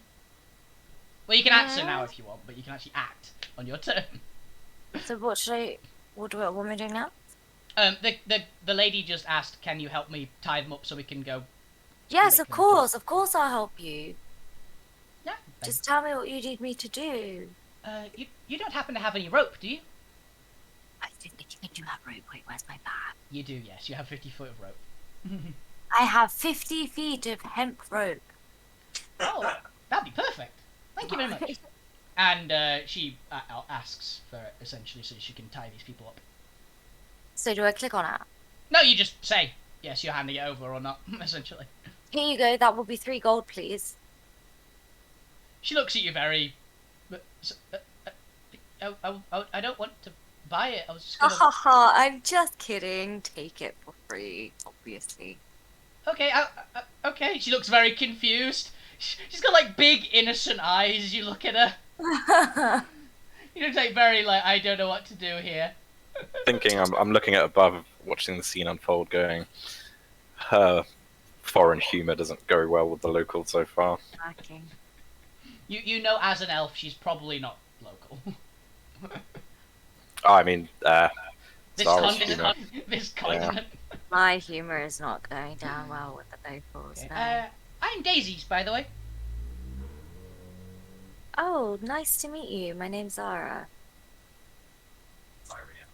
Zariel. Zariel. It's not Xara. Zara's your actual name. See?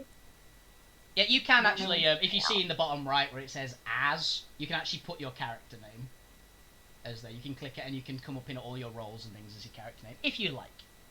Where? Bottom right where it's next to the chat box. It should have, like, as Xara.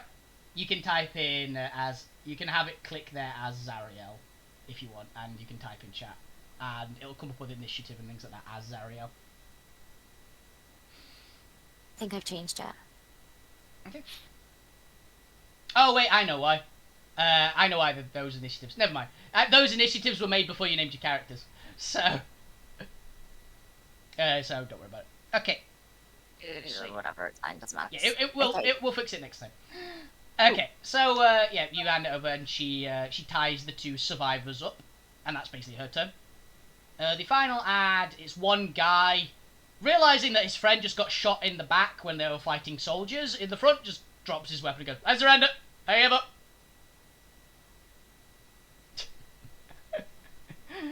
And we are currently out of initiative. You have won the combat. Congratulations. Da, da, da, da, da. Yay. Okay. Now you basically can act completely freely. There is no turn order anymore. Alright, well, I'm gonna hop off the roof and take a look at these valuables that are lying around. Yeah, so you see, most of them are like you think they're probably valuable, but they're valuable in the kind of cheap, uh, like car boot sale. Like they're the nice things you'd find at a car boot sale, essentially. They're nothing too expensive looking, but you think that some little old lady would probably like give you a reward to get them back. But Yeah, I mean, I'm not looking to take them. I'm just trying to gather them up. Yeah, it's nothing too. Yeah, you can easily gather it up. It's nothing too bad. The box you do notice is locked, but it was jingling. But all the rest of it is like just stuff. Daisy is finishing tying up the two living bandits and is looking over at the two. It's like they just really shouldn't have run. How big is this locked box? It's about 4 by a 4. It's a little chest, essentially, like a small chest. So I could whack it under my cloak. In theory, yes, you could. With a sleight of hand check. I think I will. Okay. Make me a sleight of hand check. No one's currently paying you much mind. Apart from a little kid, but the kid is just gawping at you. Okay. I have my reasons.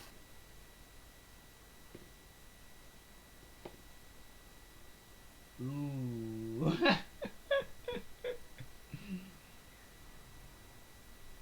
Okay, so Daisy didn't notice. One of the soldiers didn't notice. But the other soldier's like running up. He's the one that's not like handcuffing the bandit over the back. He's like, "Oh yeah, hey, thank you so much, sir. What are you doing with that box there? May I ask?" Can't I use even if I get boarded sometimes now? Oh, possibly actually. What does it do again? Well, checks made to discover items that you have hidden on a person, vehicle are made at a disadvantage. If the characters conducting the search can hear you, you can oppose their checks with charisma. Additionally, you have an advantage on intelligence and wisdom checks made to discover the concealment of goods. That's Okay. not relevant. No, it actually is. This is technically you're hiding your goods on yourself, so I'll give you that. You can basically just like he's seen you do it, but actually no, it technically would be on disadvantage. Nah, he makes the same roll. Yeah, he still makes it. So you basically you've got a way to like tell him it's just I'm just dealing with this. Basically, just blabber, and you can potentially work your way out of it. Yeah, I'm just gonna be like, look, I'm gonna return the goods. I just need to inspect something. He saw you make that kind of shot from a range. Was like, oh, okay. He's also not getting paid very much. It's a private, you notice, on his shoulder. So. Okay. No worries, sir. Thank you for the assistance. He salutes you properly. Not a problem.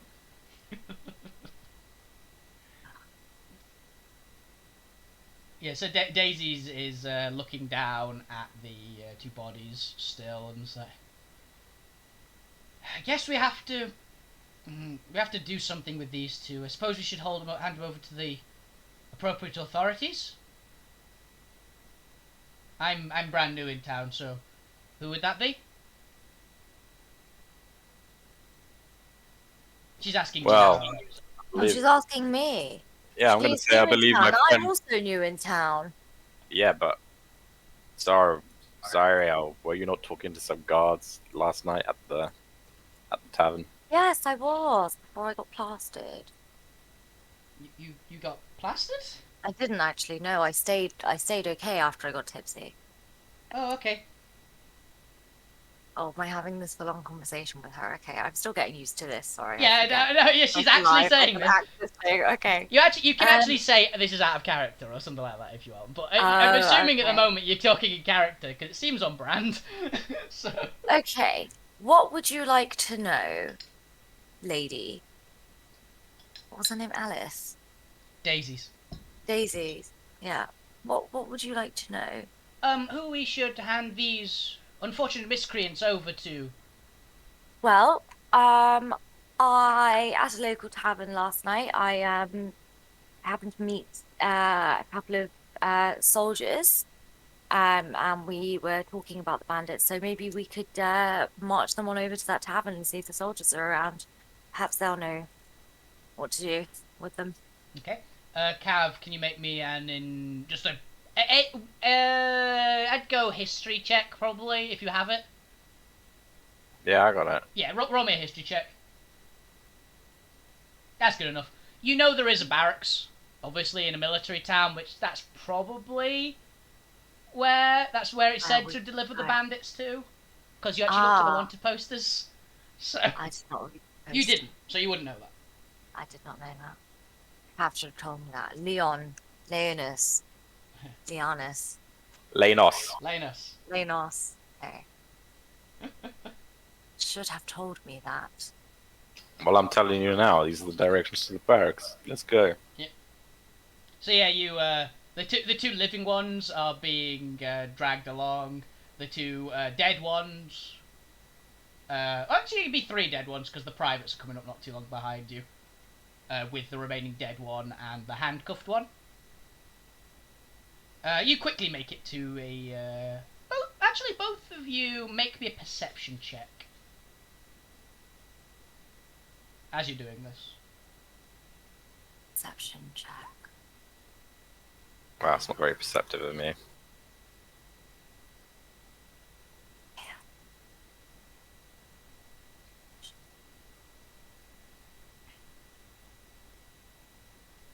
You can use your keen hearing if you want. You got good enough. You both got good enough either way. Yeah. So you notice, like a little ways away from the barracks, there's quite a crowd gathering. Actually, not looking at the barracks, like it's a little ways from it. You can just see it down the street, and from what you can overhear, you go, "Oh my God, she's here! She's here! Alvina's here! Alvina's here!" And stuff like that. Essentially, there's like quite a crowd of people, and Cap, is your character kind of tall? No, he's under 6 foot. He's under 6 foot, okay. You can't really see too much then over the heads of the crowd. But you can. They're all like gathered in like a big circle looking at somebody. You can probably guess. But that's about it. And Daisy's looks over and goes, Alvina's here? Really? And she looks like a little like dazed from that. For some reason. Xara, you wouldn't know this. Cav, if you want, you can make me a history or an arcana check. Whichever one you'd prefer, because there might be a thing for this for you. Oh yeah, you definitely know. You've heard the name Alvina before, actually. Wasn't on any of the missing person posts or anything. You have heard the only Alvina you can think of. You don't have a connection with this person, for reference. The only one you can think of that people would be very excited to see, because there's a buzz going around the people, is a particular legendary tier adventurer named Alvina Storm. An incredibly powerful adventurer, one of the strongest. And because you actually rolled high enough, I will give you that. You know that she is known as a half-fae, one of the very rare half-faes around. I'm half-fae. You're not half-fae. You've got a bit of fae blood. She is flat out half-fae. Fine. Maybe we can connect with our fae. Potentially. Cav, you don't know that though. You'd have literally no reason to know this, unfortunately, Xara. Wait, so we have no reason to know that she's half fae? Cav knows she is. You don't. Yeah, but I could know because my fae blood within me could be tingling. Okay, Spider-Man. It's not how it works, unfortunately. Okay, so I'm aware of this person. Yes, you're very aware of this person. You've never seen her, but you know from description she is very famous and has earned that fame. She is incredibly powerful. And as you'd know about Fae, the Fae up in Neria are known particularly for their incredible magical power. They are the strongest mortal race in terms of magical power. Okay. So that is what you know about this person who, from what it seems, has gathered quite a crowd and is over there, essentially. But I imagine you're currently at least interested in the barracks. Although Daisies has stopped walking and is just like staring over, trying to get a look. Okay. Wow. Cat, listen. Hello, Cat. Yes? I know we've only been traveling together the last 2 days, but you're familiar with magics and stuff, right? Of course. Maybe go check out that crowd. I know I heard the name before. Part Fae, Elvina Storm, legendary adventurer. Maybe you can see what the fuss is about while I deal with the bandits at the barracks. Sure. I will go and do that. Good luck with the bandits. Okay. Which of you would like to go first on this particular point? Would Cav like to deal with bandits first, or do we want to have Xara and Alvina have a chat? Or at least You have to chat. Oh, okay. Fine, I'll do bandits, whatever. Okay. Right. So, Cav, you how do you open the door? Do you like kick it in? Do you like open it casually? How do you do this? I swing it in slowly. Okay. Daisy's still like stood outside a little bit. She's torn where to go, so she's currently just kind of waiting around. So you walk in. There's a person behind like a counter. It's like standard military like entry hall, like well defended, couple of doors on either side for like a choke that are very good for choke points and that kind of stuff. Very clearly built to like as defensive as possible. It's a little gatehouse and things. And goes, and there's a little clerk behind the front door in armor. They're like armored up to be a corporal, and they have the patch on the shoulder, and they go, "Yes, and how can we help you today?" Well, are the soldiers behind me carrying the body still, right? They're a little ways away. They're about. They had to catch up a bit, so they're not. Okay. They're not immediately behind you. You've probably got like a minute or so before they come in. Well, I'm gonna approach their little station or table or whatever, Yeah, it's a little desk. So. and I'm gonna slam down the parchment for the bandit bounty, and be like, me and an associate, plus a few of your boys, just took out 3 bandits dead, 2 captured. I'm here to claim the reward. 3 captured, by the way. Was it? Yeah, because the Captured, soldiers right? the soldiers caught the 3rd one. Ah, okay. 3 captured and 3 dead? Yeah, Daisy's killed 2. You shot 1 in the back, and you guys captured 2 with your intimidation, and the soldiers captured the final 1 because he realised he was all alone. Yeah. Ooh, great, wonderful. We've been trying to deal with these ones. So 6 accounted for, you say? I only see 4 currently. 2 of your boys are bringing the other 2 in. They should be Okay, I'll wait for confirmation of those, but I will get these 4 written up at least. And he starts like busying himself with paperwork, and yeah, after about a minute or so, yeah, the two privates come in and basically confirm the rest of your story. So yes, well, that appears to be that. Thank you very much for your service. The streets will be a heck of a lot safer. So that is 6 bandits. So that is, here you go. And he pulls out a big bag, and that is 300 gold coins of bounty. Thank you very much for your service. 300. Look your head. Okay. I don't remember seeing anything on the parchment necessary for bringing them back alive. I don't suppose can make it more worth your while now you've got some guys to possibly give you more information on bandits going on, you know? Roll me persuasion. Hey, Hey, I'm all about the talking. You are, yeah. Damn! I think I'll take that. Yep, you'll take a natural 20.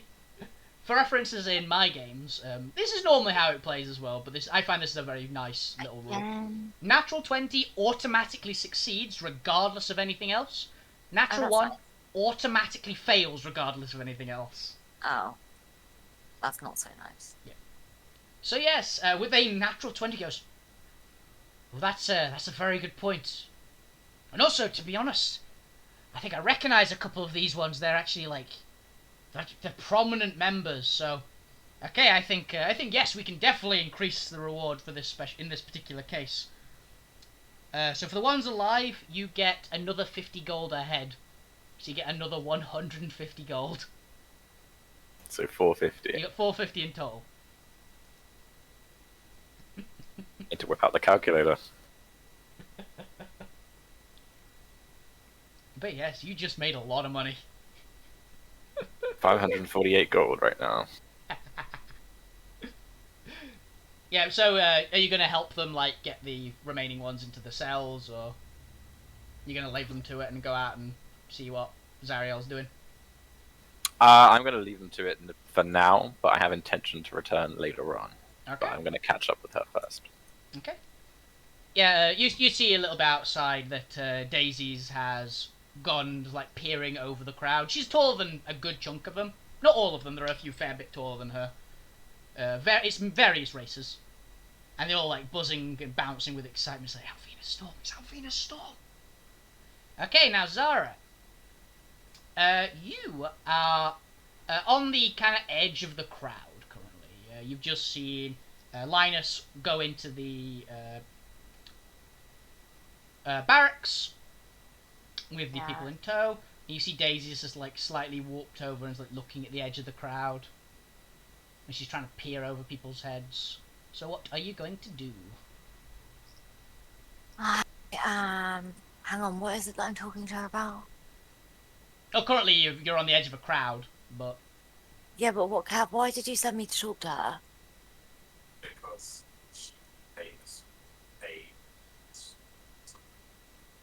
she's a famous Fae legendary adventurer, essentially. So I'm just talking to her. And you're going to see what the commotion's about, and then also why our new elf companion's interested. Yeah, you can talk to Daisies if you like. Because Daisies definitely seems interested. Yeah, I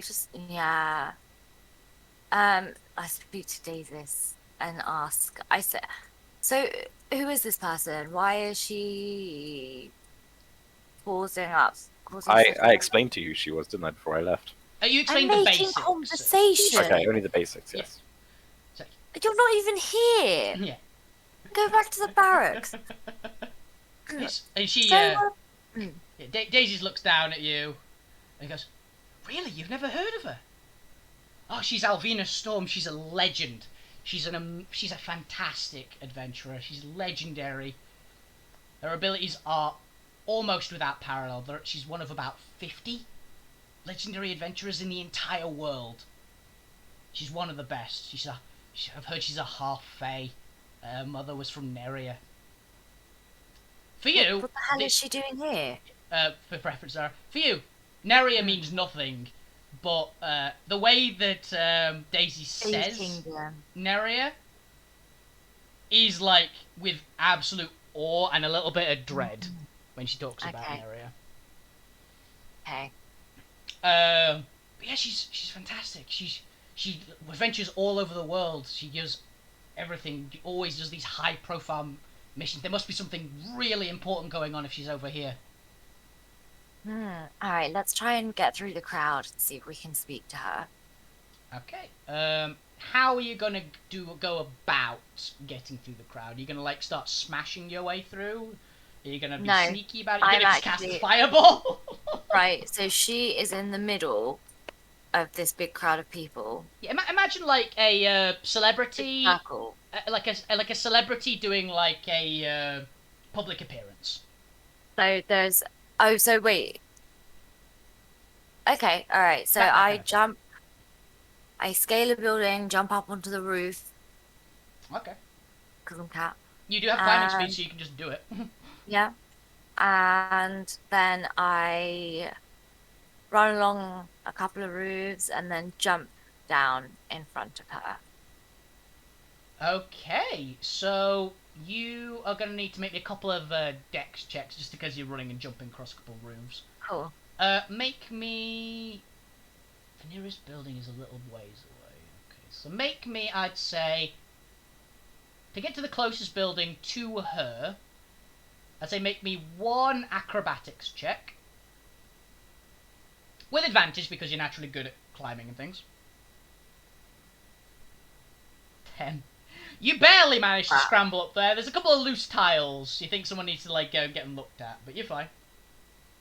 And now for the next check, if you want to like do a jump that lands in front of her, this is a good distance. This is a big distance. Well, no, I want to run along some of the roofs and get closer to her and then jump down. Yeah, this is the closest you're going to get to her, essentially. Okay. So if you want to do that, I will say make me an athletics check with disadvantage because you're because this is a long leap you're gonna have to make to get distance to do With it. disadvantage? Yes, But I'm a cat. I know, but you're not capable of jumping like 60 feet. You can use your pet if you like. Yes, Bob does bring up a good point in chat. You can use your pet potentially to help you out. How's my pet gonna help me? Well, it's got a body, so it can turn into like a bird and fly you there. Oh my god, yeah. Or Okay, it can alright, catch so you look. because you just jumped off a building Yeah, and I you're was in just free gonna fall. say my pet catches me. So I go to make the jump and I slip on something. Bad roof tiles, like you said. And I start falling and my cat snake thing turns into a griffin. Yeah, you can do that. There actually are griffins on your continent. They are a Okay. thing. You've seen them in books. Turns into a griffin and it grabs me as I'm falling. I land on its back, and then everyone sees the griffin and starts freaking out. So they kind of scatter a little bit, and that leaves more room for me to get down to this Fey girl. Half there, yeah. So yeah, it's naturally opened up because your pet just suddenly became a griffin partway through a crowd. Mhm. You see a couple of guards and things like shouting alarm Mhm. and things, and you see one or two of the people who are adventurers like draw weaponry from the Mhm. crowd. The only person that appears, maybe a perception check at least. Perception check. Yeah. Okay. Keep forgetting all of these things. Okay. Nice. Yeah, you see that most of the people around are freaking out. You see one person is just looking up at you very calmly. She is quite slim. She's a little bit taller than you. She's like 5'8", 5'9". Mm. You see that she is the most notable piece of clothing she's wearing is a gigantic purple and blue witch hat, essentially, like huge. Like it's as big as like a cloak that she's wearing on her head and like bounces all around her, giving her like a good like 2 foot of cover in every direction. It like goes down her back a bit. She's wearing like not armored clothing, but it is like very fine quality adventuring clothing. That's what it looks like. Mhm. It doesn't look tattered in any way. It looks pristine and perfectly clean, which is a bit of a weird point for adventurers. You've seen a few adventurers. Usually there's a bit of grime on them, particularly if they've just come into a town. Yeah, There is stuffed up. none on her at all.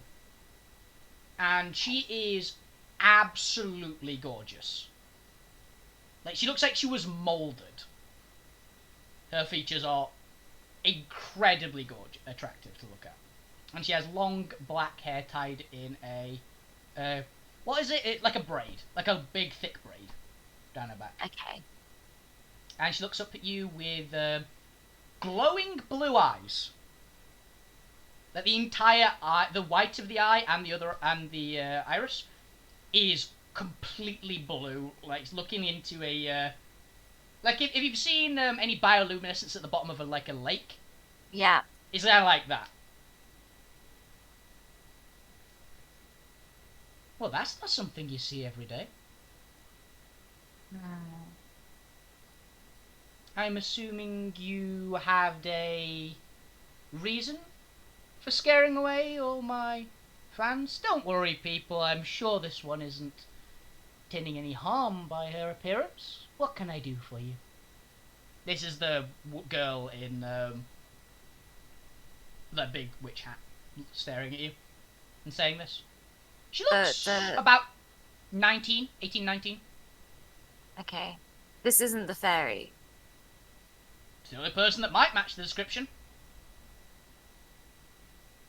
She certainly doesn't look 100% human. I'll give you that as a hint.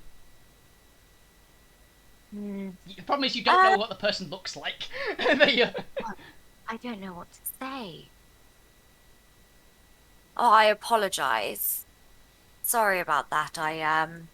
There was a bit of an incident. So, Yes, I could see. You appear to be struggling very much to climb up that building and jump off the roof. yes, I did have a lot to drink last night. Not that it's any of your business, but Catty, are we? There's a few laughs from the crowd. so I was hoping, I don't know, Cav, help me. You're on your own. This is you. You're the one that jumped in.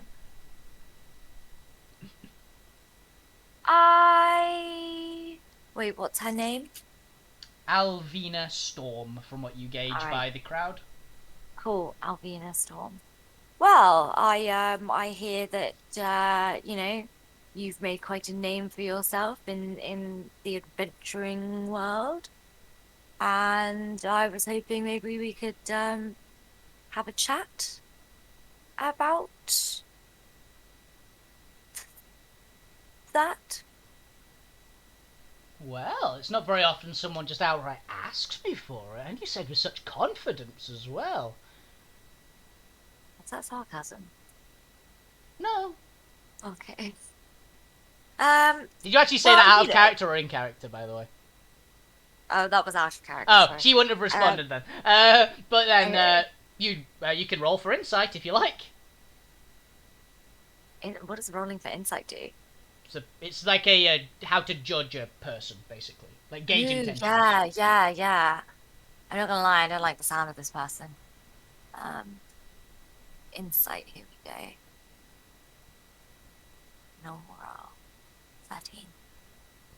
It's actually weird. You can't gauge anything from her at all. Actually, she's completely unreadable. You can't tell if she's being sarcastic or honest or lying through her teeth. She's incredibly hard to read. Is she? Well, if it's not too much trouble for you to spare half an hour or so to have a chat with me, it'd be very much appreciated. And then you can get back to your army of fans. I get this like this all the time. I think I can probably manage half an hour. You were so bold as to almost jump to your death to get to chat with me, so I'll give you points for I don't know what we would call it really. Aggressiveness? Yes, assertiveness. Yeah, let's go with that. We'll go with assertiveness.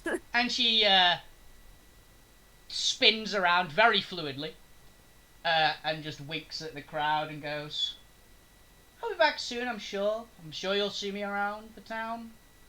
I'll be here for a few days at least, so I'm sure you can keep your fanboying and fangirling in check for a little while. And she spins again and just starts walking towards you. I just said she sounds really pompous. I mean, she's a legendary adventurer. Yeah, well, just humble yourself. We like to have the term fanboy and fangirl in the fantasy universe, though. For Cav's thing, by the way, since you would know roughly the power of a legendary adventurer, you're fairly confident a legendary adventurer can take down an entire army single-handedly. Oh, So they're allowed to be a little cocky. oh. So she's like a million times better than me. I can say this without giving too much of a spoiler. She is a rough, if I were to say a CR of a character, a challenge rating, which would be 4 characters of a certain level to fight her, you would need, of normal characters in D&D, about 40 max level characters with good gear to stand a chance. Oh, She is very strong. okay. You have no idea about this in character, but Cav has some idea of it in character. Should have warned me. He said legendary adventurer. I don't know what that means. I know. You're the one who played a different continent person, unfortunately. Grew up in luxury. Like I know any of this. You'd have heard, because of your... Actually, roll me history, Xara. History. Yeah. History. Okay. Actually, yeah, you'd have read about legendary adventures in books, actually. Usually they're like fairy tale characters. Most Okay. legendary adventurers. They are like the dashing knight that charges in, battles the evil monsters, and saves the day. They're that kind of character. The characters of those are, if not based upon, were actual stories about legendary adventurers. They're not the most powerful things in the world, but they're very strong. Yeah. They're about the peak of what a normal humanoid can become. Okay. See, Wow. she's walking very calmly towards you. You know she's got a very easy gait. She's not in a rush at all. So we go and have our chat now. If you like. She's waiting for you to lead because you're the one who wanted the talk, so... I don't even know what I want from her. Half's just making me talk to her. I have no idea why I'm talking to this person.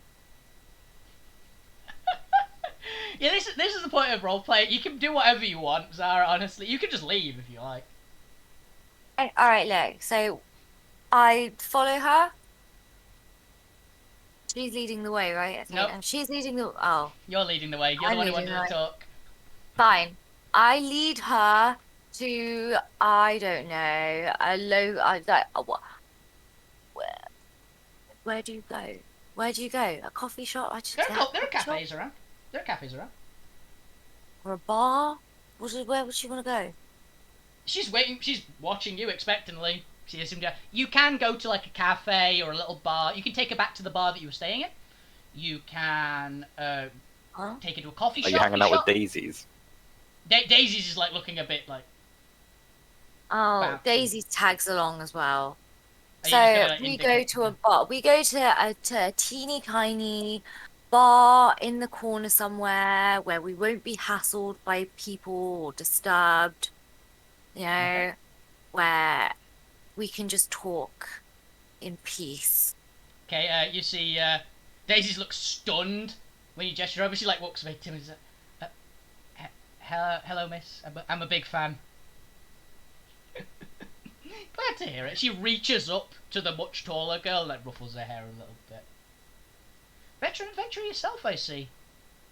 You all had to start somewhere. You seem to be doing a good job, judging by the notches in that axe there. Yeah, I do all right. Thank you.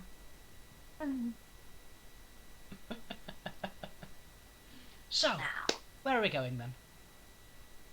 to this little bar. Ah, nice. It's quiet, it's out of the way.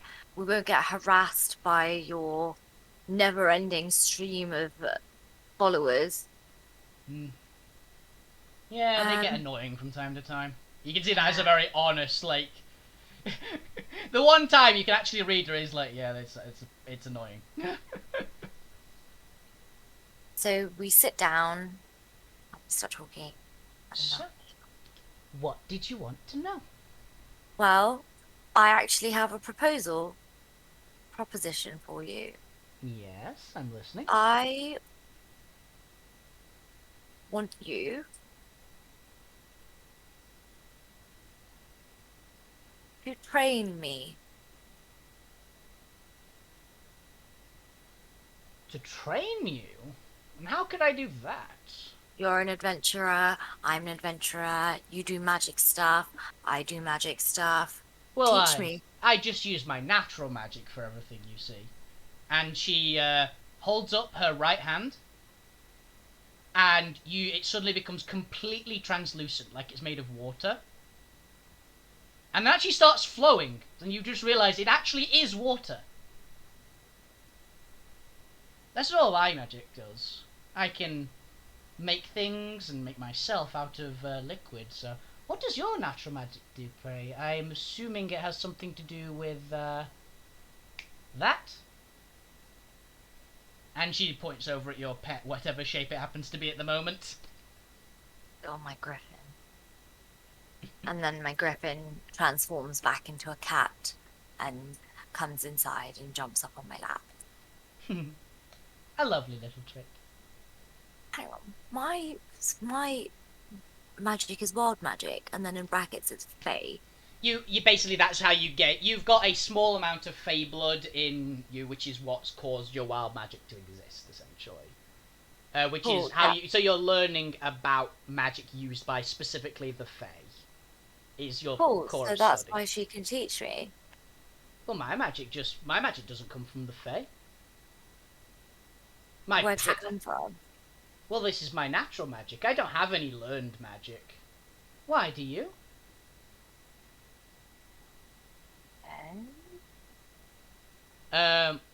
For reference, Xara, your sorcery, the fact that you're a sorcerer, is learned.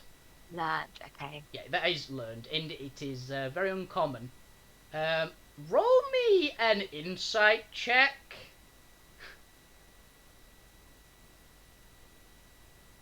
Do I get No advantage or anything. oh, 15.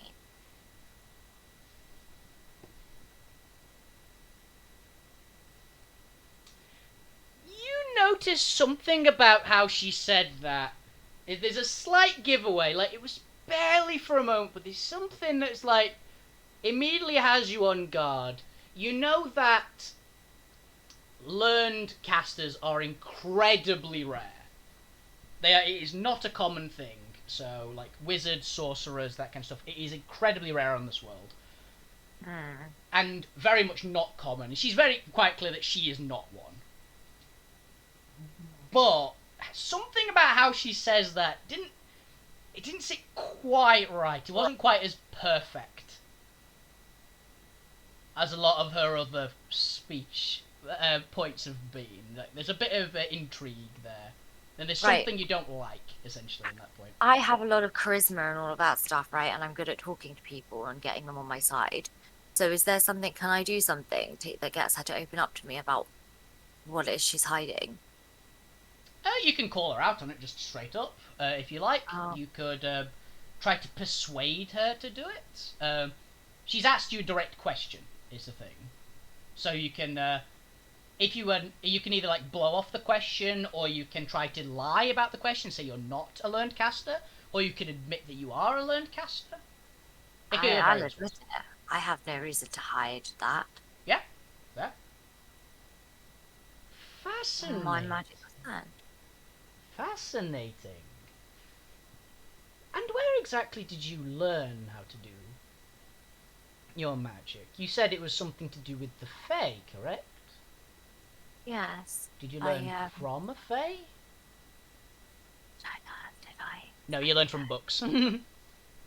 I taught myself from books.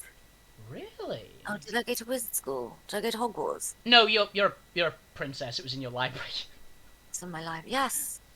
I had a vast collection of books on sorcery, which I would read intently as I was growing up. Ah. From Arcadia. Arcadia is the continent that you came from. Mhm. I was wondering why a savannah was around here, but I didn't think to pry. Well, now, isn't that interesting? What about you, dear? You also a learned magic user of any kind? And she's staring at Daisy. She's like, a little bit, yes. I am I learned when I was growing up. I'm what was called in an area a paladin. So I've got some healing abilities that I learned from a few people around there. It's nothing too special. I'm much better at fighting, but it's a talent of mine. And she looks up shyly. You can tell that she is like just so awed that she's getting to talk with essentially. I don't know, name your favorite famous actress. It's like that essentially. She's a bit starstruck, essentially. Yeah, I can tell she's quite like in awe of this person who I don't give a crap about. The person at the bar, who was at the bar, is like been staring for a minute and then comes over and just puts 3 glasses down and goes, "On the house, ladies," and then walks back behind the bar. Ooh. It's a nice perk. Nice perk of, yeah, fangirling, pretty much, yes. So, a learned caster. You don't happen to know any other learned casters in the town at the moment, do you? No, sadly not. I arrived here only a few days ago. Would you like to roll deception because you do know one? Do I? Cav. He's a caster. He's an arcane trickster rogue, he counts. Oh yeah. And you are aware of that, so. Trash. What's trash roll? If she doesn't nat one, she can't possibly fail this. Yeah. Oh, come on, you can trust me. There's something hidden in there. Come on, you know at least one more, right? Fine, I'll tell you if you tell me why you were being so off about the natural magic thing. Before that, Xara, roll me a wisdom saving throw, please. Is that just in the top little box? Yeah, like This where is you're it. rolling the constitution ones, but this time click Just wisdom. normal. Yeah. Ooh, 21. Oh, I got a natural 20. Nice, okay. Ooh. That was needed, by the way, because the Yes. DC was a natural 20. Because the DC was way higher than anything you could have possibly rolled without an auto success. She twitches slightly, and you feel something weird passed over your mind for a split second. God. Well now. So yes, you know someone else at least, don't you?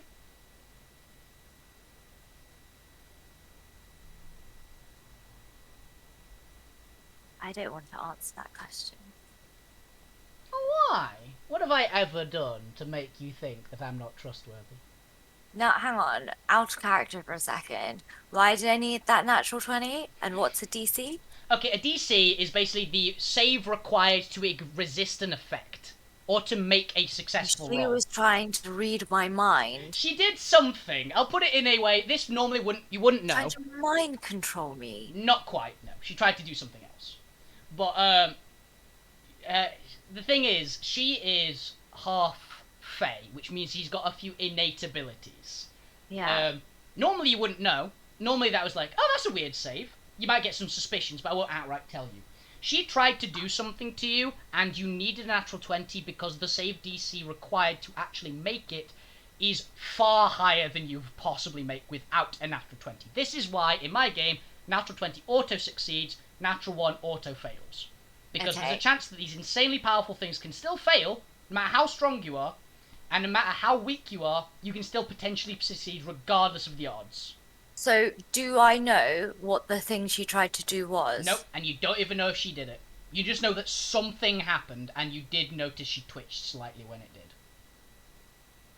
did. Okay.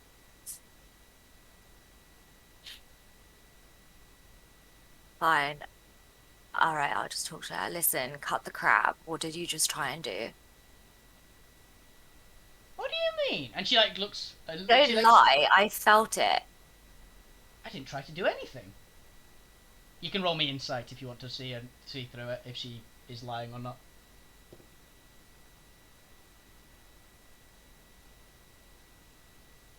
As far as you can tell, she's being completely honest. I felt the thing though.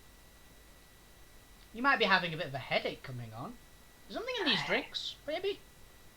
And she twists her hand slightly, and the liquid in the drinks, like, separates into all its, like, base components. No, it appears to be. And then she flicks her wrist again, and they all go exactly back to how they looked just before that. Fine. I'll drop it, but you can't take me for a fool.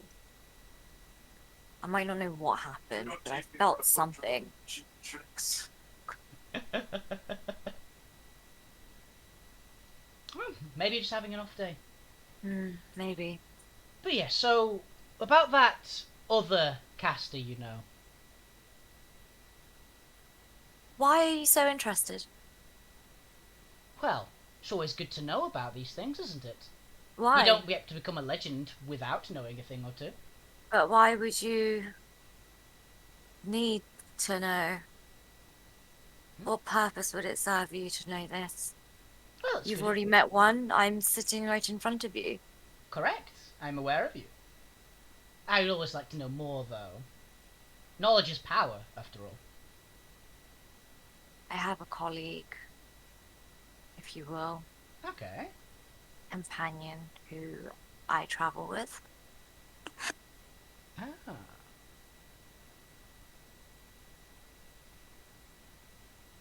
Now you know. Don't you feel so much smarter, more powerful? Yes, actually, I do. Thank you very much. Make me another wisdom saving throw. No. This time with disadvantage. What? Why? Or you can make me a perception check first if you want. But yeah. You feel a strong compulsion. Like something in your brain is telling you that you should tell her your name. I've forgotten Cav's character name. Lamos. Enos. Lanos. God, I'm it's terrible not with hard. I'm terrible with names in general. Apologies. I just called you lame. Yeah, you get a strong urge to say his name, your name, and where to find him right now. It is irresistible Ah, because you did not make the save. mind control. It's mind. I knew it. It's not mind control. It's something different. Enchantment. Technically different for that as well, actually, but still. Guess there's no harm in telling you. His name's Linus. Lanos? Lanos? Linus. Lanos. Linus. His name's Lanos, and he's in the he's at the barracks right now. Ah, wonderful. Let's go. Let's go and meet this other learned caster. You get the urge to just Sure. do it as well, yeah? Sure, let's go. We can ride on my griffin, it will be faster. Oh, thank you very much. You're welcome. Yeah, by the way, you're not mind controlled. You're just having a very strong compulsion to like that you should just agree with her. She's being so reasonable after all. She's being so kind and nice. She even got you free drinks. I don't like her.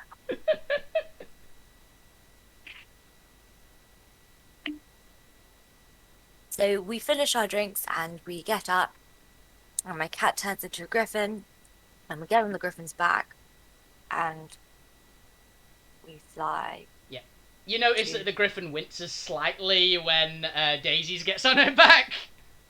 Oh. Daisy's a big girl and she's wearing full plate. Oh no. The armor is very heavy.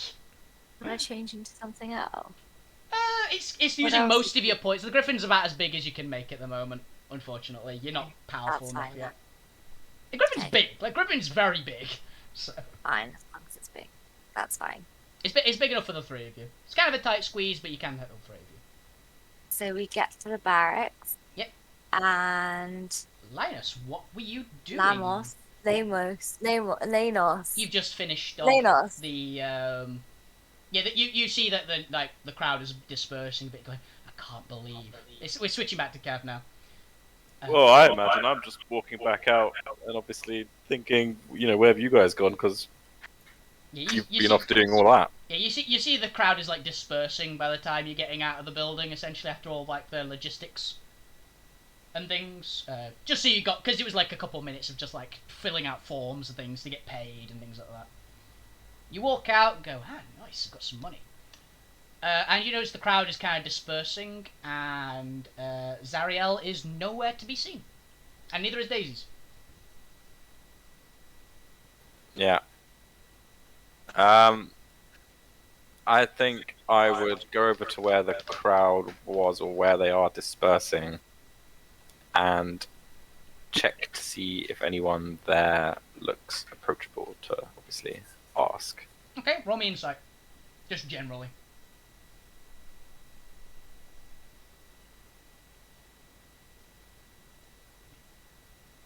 Yeah. Okay. You actually see that same kid that was gawping at you when you jumped up on top of the building. Uh-huh. They're like looking around a bit. It was like, and they look at you and just like go, "Hey, Mister." That's cute. Hello, child. I don't suppose you saw my companion, who I was fighting with earlier when you saw me on the roof. She has a tail. She looks a bit like a cat. Oh, the cat lady that jumped into the crowd. If she jumped into a crowd, I wouldn't know, but I mean, she's a cat, so it sounds about right to me. Yeah, she rode off on that bird lion thing. Yeah, yeah, she went that way with Lady Alvina. To Lady Elvina. Okay. And what of her elven companion? Oh, the big lady in the blue. Yeah. She went with him, I think. Okay. Thanks, kid. Can we Have adopt this child? He's so cute. have He sounds so adorable. Have a gold piece on me. Oh, thank you so much, sir. Hey, listen, half that gold is mine. Wow. Stay out of trouble, kid. See Thank you around. I will. And he gives you a little tiny salute. And runs off, essentially. He gave Right, you a I roll guess for I- action that they walked Yeah. off in, essentially. Guess I'll start walking down that direction. Yeah, you go for about a minute or so, and then you see a large flying object inbound on your position. It looks kind of like a griffin, which you've seen. You've seen bounties for a griffin before, but you've never actually seen one. Okay. Can I check to see who is on the griffin? Roll me perception. Yeah. Pretty easy. So. Yeah. Yeah, you see it is Daisy's, Zariel, and a girl who looks about 19 years old with a massive witch hat, dressed in blue, which you can assume is Lady Albina. From the description that you had as a rough idea, it's like, yeah, that's probably her. I guess I'll either wait or see where they're going. Yeah, they're aiming right at you. So, Zara, by the way, you are no longer under the compulsion to space. obey her. Good. She's trash. Okay, and the griffin lands.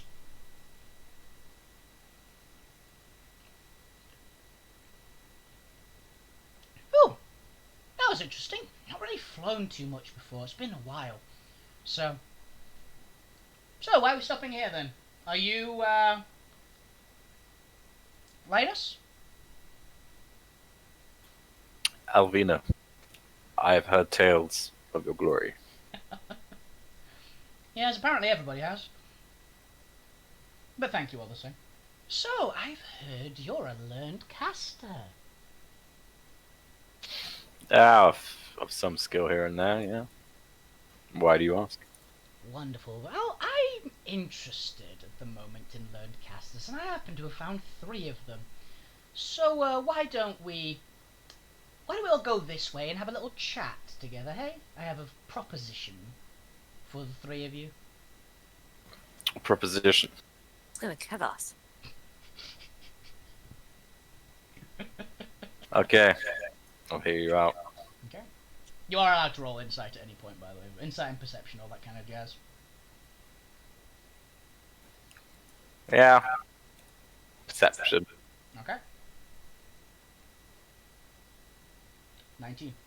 Okay. Yeah, you don't really see anything particularly noteworthy, like, that is screaming at us. You don't see any weapons on her, is one of the things. Like, she's completely unarmed. Yeah. Goes. Legendary Adventurer completely unarmed is a bit of a worry, though, you've noticed before. Mm. You don't know what her magic is, so you would have no reason to know anything for that. And the area that she's indicating is like, it's like an alleyway, but it's a brightly lit alleyway. There's just not a lot of people down there, Okay. essentially. So, if you would follow. And she just starts walking off down the alleyway.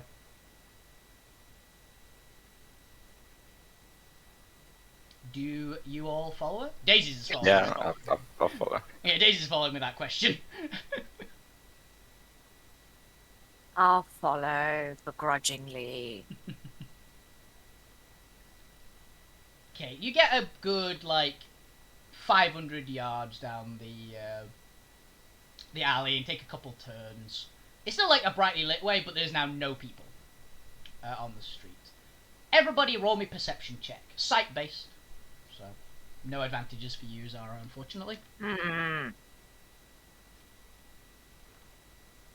Perception. Yeah. Okay. Cav passes. Why can't I have an advantage if I'm good at if I'm a cat? You have keen hearing, I believe, which means if it's a sound-based perception check, you would get I advantage. thought I could see in the dark too, or I had better eyesight or something. Do you have keen hearing and sight, or do you just have keen hearing? It should be in your abilities. I've got keen hearing. I've got dark vision. Yeah, dark. It means you can see if it's like pitch black, essentially. Hmm. Which is very good. It's a good ability. But yeah, if you read your keen hearing, you have advantage of all perception checks that require hearing, and +5 passive perception checks that requires hearing. This is a specifically doesn't require hearing thing. You are looking at something. So you don't spot anything. Cav, you do though. You see a little ways off, like in another alley, a little bit ahead. You see a particularly heavy like cart. Like it's not one of the ones that's normally used by like traders in this area. It's a bit more heavy duty than you'd expect to see. And you see, like, you look around, you see there's a couple more. Like, there's 3 of them. And instead of, like, having horses or some smaller kind of animal that you'd expect, they're actually got currently hitched up to them. A large bull-like animal, which you'd have seen before, because you've been to Drawdor. These are aurochs. They are the, like, beast of burden of choice if you don't want your cart stopped by anything that's going to eat it. Because if you're outside of, like, particularly dangerous areas, nothing's going to argue with a 3-ton angry bull. Essentially. You see a couple of cart goers, a bit better dressed than the average cart goer as well, with, like, more well-equipped weaponry. They're not bandits, or as far as you can tell, they're not bandits. They look like low-tier adventurers, you guess. On a couple of them. And actually, you know what? Xara, for a different reason, make me another perception check with advantage. Only Xara has a chance for this one because of her keen hearing. Oh. Even though I believe Cav has a better roll, the keen hearing is specifically required for this one. 20, okay. Ah. Coming from a couple of the carts, you hear something. It's very faint. Like you know that if you didn't have the ears that you have, you wouldn't be able to detect this at all. You can hear what sounds like muffled, like struggling. Oh my god, she's kidnapping the children. No, it's a much bigger sound than a child. Oh, okay. No, it's not a kid. She's kidnapping adults. So, she turns around quickly. So, 3 learned casters. I believe that's actually, yeah, that's exactly what I'm after, actually. So, here's a proposition I've got for the 3 of you. You 3, come along very quietly with me now. We're going to have a nice little trip. And, yeah, I'd say that's a good bet. And, as your reward, you get to live and come in coherently. And she smiles very sweetly at the 3 of you.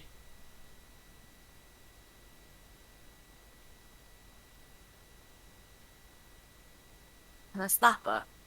You can try. What you can kind try. What kind of trick is this? Oh, it's nothing. You can try. Yeah, roll a claw attack, Xara. She doesn't move to try and dodge or anything. Hey, where is claw attack? It's one of your it's on one of your Oh. attack things with your spells. Oh, claws. Yep. Do I get an advantage on that? She's standing completely still, so sure, why not? Okay. Because she's actively not trying to avoid it, you hit. And your hand with your claws passes straight through her face, and you get this very wet hand because you just put your hand straight through someone who's been made completely of water. Oh, damn it. Well, there's one answer. What about the 2 of you, then? And what awaits us at the end of this journey? Oh, that's not my business, I'm afraid. I'm just one of the delivery people. Don't do it.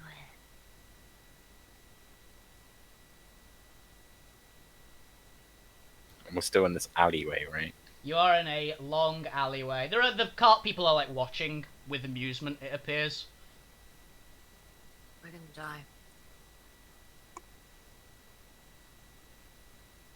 Well, let me have a look.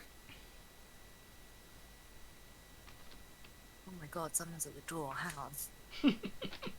Why is someone at the door? It's like 9:15. Oh. Go, she's gonna check the door. You can think about what you're gonna do while doing this, Cav. Well, I've got a thieves' tools kit. You got a good thieves' tools kit as well. Yeah, surely I must have some smoke bombs or something. Thieves' tools is like lockpicks. Oh, yeah. I don't believe we said you had any smoke bombs or anything. No. Got the herbalism kit and the poison kit. You can cloak yourself, remember? You have your natural magic. Yeah. Well, what I'm thinking is I might try again and do a super backflip onto a roof and cloak myself. Okay, yeah, you can try that. But, I kind of like wanna fast talk her first to distract her. Okay.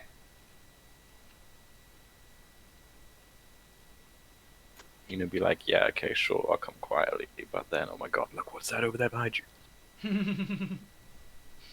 You actually do that kind of thing, you totally can try. Yeah, maybe it'll help my jumping up onto the roof roll, I don't know. Yeah, I'm gonna be honest, I'm just gonna roll that now to see if she natural ones. No, she doesn't buy it. Whatever you say, she's not buying it. But you can try still.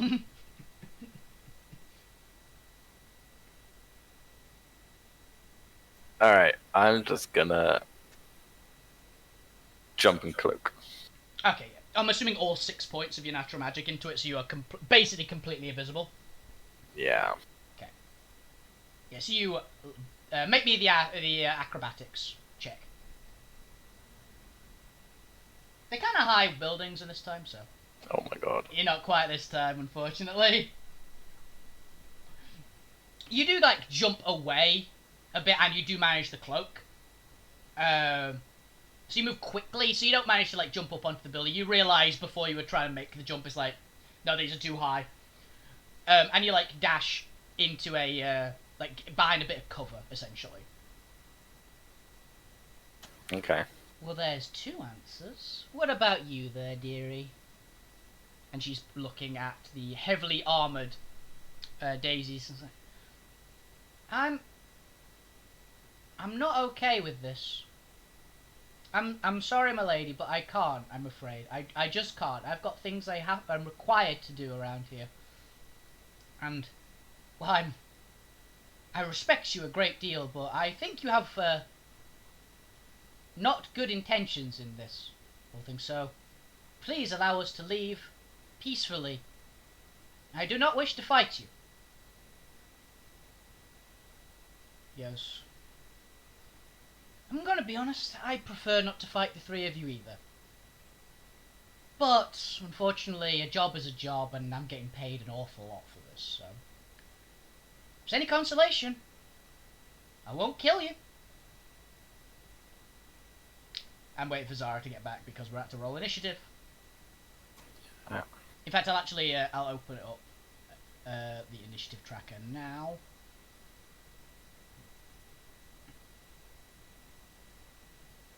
And let's roll. Xara took her action already, so. Okay. Did you click your character? Uh-huh. You need to click your character and roll initiative, Kev.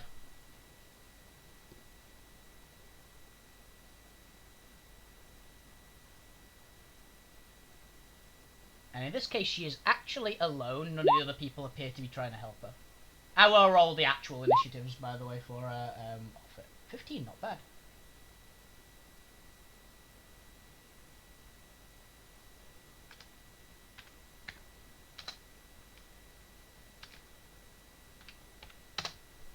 Those are her initiatives. Because she has 2 initiatives. Because she's special like that. And I just... Oh yeah, I need to roll daisies as well.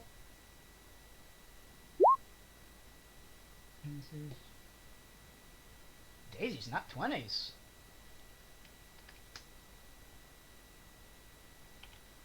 She's got pretty good initiative for a paladin, honestly.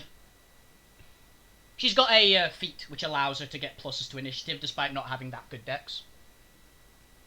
Very nice little feat. It's called Alert, I believe. Which I can totally imagine your character eventually getting, Cav. Mm. It's like, it gives you a bunch of things that you can't be surprised. And you can't be surprised, you get +5 to initiative. And a bunch of little extra stuff like that. Where is Xara, by the way? She's still talking with someone at the door. I don't know what it is. Because we're kind of... It could be her parents, I'm not sure. Ah, fair. Well, how are you enjoying the session so far, by the way? Yeah, yeah. I'm glad. Sorry we had that huge bit with Xara that you weren't really able to interact with for, but... It is called the splitting the party thing. I don't like doing it, but... No, it's fine. I'd like her to practice more, get into the swing of things, I guess. Yeah, I'm really liking Linus at the moment, by the way. He's a very interesting character, I'm kind of liking him. I think he'll fit in well with the others. And Zariel seems like a loose cannon, like I expected it to be. He immediately goes to slap a legendary adventurer. Respect for that kind of guts. Yeah.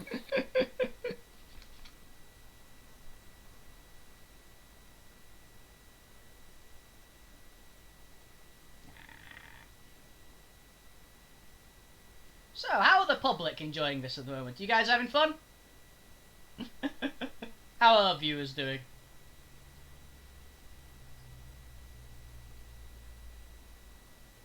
Oh, I think she's coming back now. Ah, cool.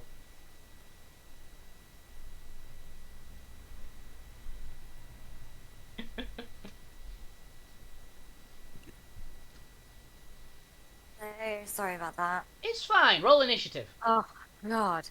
Initiative. I think. Where is that? It's on your character sheet, top middle. Make sure you click your little at your figure again to have it selected, and then do it. What?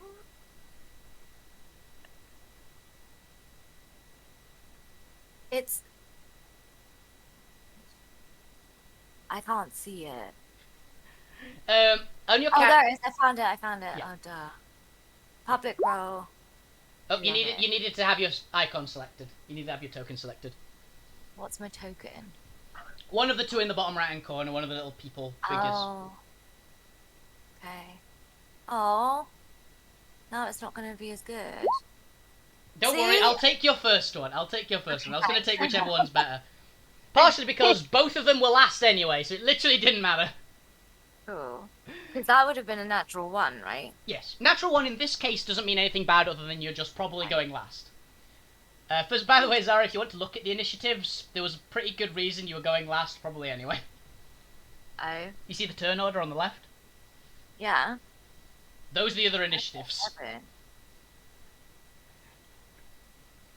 The baddie is the first two. For reference.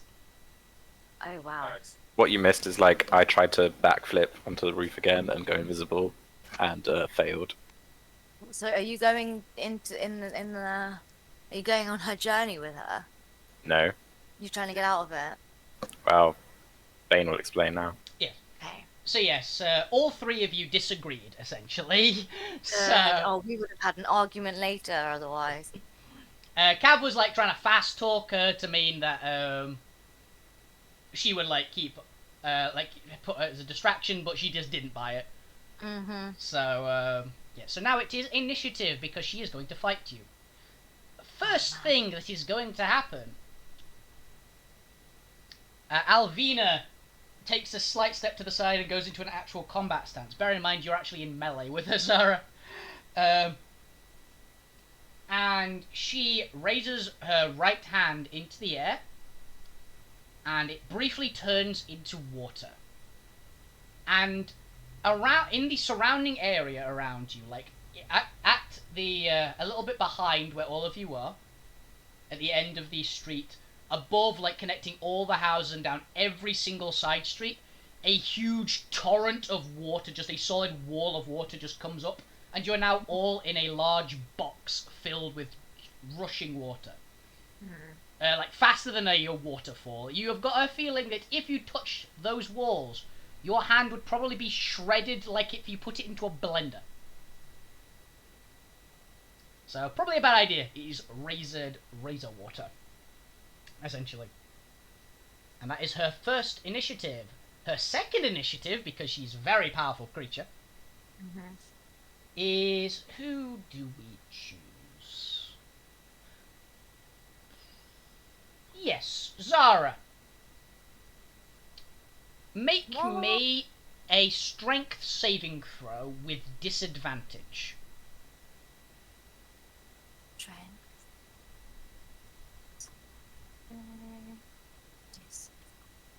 Why do I have disadvantage? Oh my Natural god. 1! Autumn a fail.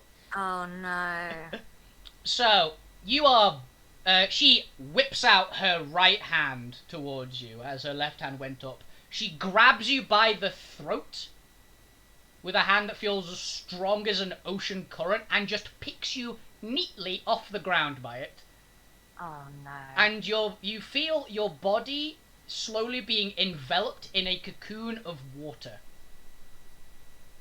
You are currently unable to move. You can't do this any spell that has an S or M requirements in it. And she's doing it so that you aren't taking damage. So you don't take any damage. Okay. You're blind, deafened, restrained, incapacitated, unable to cast spells, unable to move, unable to attack. You're very debuffed, essentially, right now. Great. And now it is Daisy's turn. So Daisy is going to go, no, not okay with this, and rushes at Alvina and swings down her big battle axe, like down at her arm that's holding you up, Xara. Right. And she will roll an attack. Everywhere. Yep. The axe passes straight through the arm because the arm is made of water. And she's going to attack again and actually swing for a midriff this time. And she just misses this time. Okay. Come on. I'm sure the three of you can do better than that. Aren't you supposed to be casters? Cast something. Oh, I want to go. I want to take my turn. I want to go. Unfortunately, it's Cav's turn first. Damn it. Just hurry up and fail. I don't have any spells though. I only have Mage Hand. You have a few spells, but they're not combat spells, really. They're utility stuff. I can't remember where I put them as well. Third tab on your character sheet. Which tab? Oh, spells. The spell tab, yeah. Yeah. I never saw that. Okay, so I mean, am I still cloaked? She can't see me, right? As far as you are aware, she can't see you. But she did put the wall a fair bit behind you, so you are boxed in with them. Okay. Actually, roll me an insight check. Because she did do something which might indicate whether she can see you or not.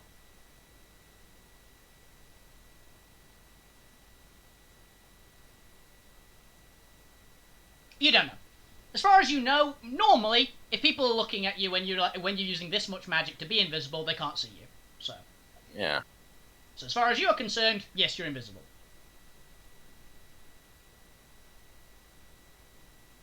Apologies for the lack of music, everyone, once again, but there will be actual music when I get rhythm set up for the actual sessions, but for the session zeros, I'm not bothering with music.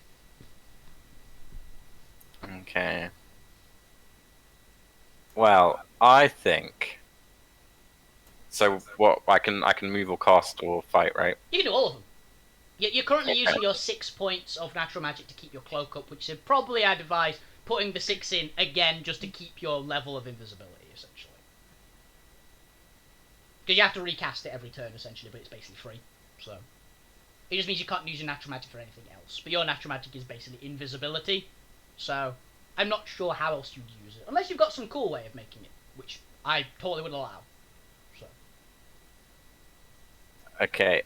I think I am going to use. I'm going to cast Silent Image. Ah. Okay. Click it and mark it off on your spells used, basically. If you click the name Silent Image, it should come up with a full description of what it does and things. Yeah, I click that, then what do I do? First level, probably. I don't know if you I have mean, any levels. Yeah, I mean, like, what do I press on it? I press Just press like the speech bubble, I believe. It basically, should be a button that puts it in chat. That one, yeah. Okay, you can image of an object, creature, other visible phenomenon, no larger than 50-foot cube, make it appear, spot within. Creation image is purely visual, it can't pick up. No sound, smell, or any other sound effect. Use your action to cause the image to move at any spot within range. Basically, yeah, you can make something. You can make an illusion that looks like it's there. Okay, what are you making and what are you going to do with it? I am going to make a wall of ice. Okay. Yeah, big to come out from behind her. Okay, yeah, big 15-foot wall of ice appearing behind her. Which will slowly move towards her. Okay. So yeah, for Xara's point of view, you basically see a large iceberg wall just sprout up without a sound, just directly behind Alvina, and start slowly moving towards you. Actually, you're not blinded because she hasn't gotten your head yet. Mm-hmm. The rest of your body is. So yeah, you see a large iceberg wall coming up behind you, behind the person in front of you, essentially. Okay, that is your action. So you can use your bonus action. You're a rogue, so you actually get stuff to do with your bonus action. Would you like to just try and leg it? But you're kind of boxed. Well, I can't go anywhere because I'm boxed in. Yeah. You can move around the area. You've got a good bit of like movement room. You just can't leave the area essentially. I think I'm going to move to in front of the ice wall Okay. and then uncloak myself Right. Okay. to try and get her attention. Okay, you're currently directly behind it. Are you going to say anything? I'm gonna say, do you know what happens when ice meets water? Okay, so she is going to turn her head. What does she have? Does she have anything for that? And hopefully drops, Cyrell. Zariel. Yeah, I'm listening to you. Do you know what happens when ice meets water? Don't lie. God. Okay, so she smiles at you, her eyes glowing, and goes, "That's a neat parlour trick, I'm sure. But you have to do better than that, I'm afraid. Illusions don't work on me, dearie." Was it enough to distract her from? She's looking at you. She's not dropped Zariel, but she is actually looking at you now. Okay, so that's me done, right? You've got a bonus action, which is What can I do then? You've got cunning action, which says you a bunch of things you can do with bonus actions. You're a rogue, so that's why you can do them. You can dash, you can try and hide. Oh yeah. You can do a bunch of stuff like that. Basically, you can move again if you like, or but you can just easily call that's your turn essentially if you like. I guess I'll just disappear through the ice wall since it's an illusion, because then at least she can't see me. She just said illusions don't work on her. So she can see through them as well. Alright. Basically, it's a way of saying she has true sight, which is the ability to see the true form of anything and see through illusions. Okay, then I will get myself like a wall between me and her or something. Yeah, you go behind like some crates which are around. Yeah. Yeah, okay. Okay, now it is Zara's turn. My turn. Okay, I zap her with some lightning. Does that have a component of S on it? A what? Basically, under your spells, it should say it'll have V, S, and M. If the S or Shocking grasp is VS. yeah, it is somatic, which means you need to move to do it. You are currently bound in water and able to move. Your pet isn't, though, I will say. Fine, then I'm gonna freeze her. With Wait, no, my VS is also my Ray of Frost is. yeah, there's a lot of spells which have got somatic components. So Oh, bummer. your pet is still active. Firebolt as well. I know. Shape water. I could drown her in herself. Trying to drown someone made of water is an interesting strategy. I don't think I've ever heard of someone trying that, but you can certainly try. Fight fire with fire, or fight water with water. Yeah, I know. I'm thinking, Cav. Hello. Let me play my game myself. You had your turn. I'm going to.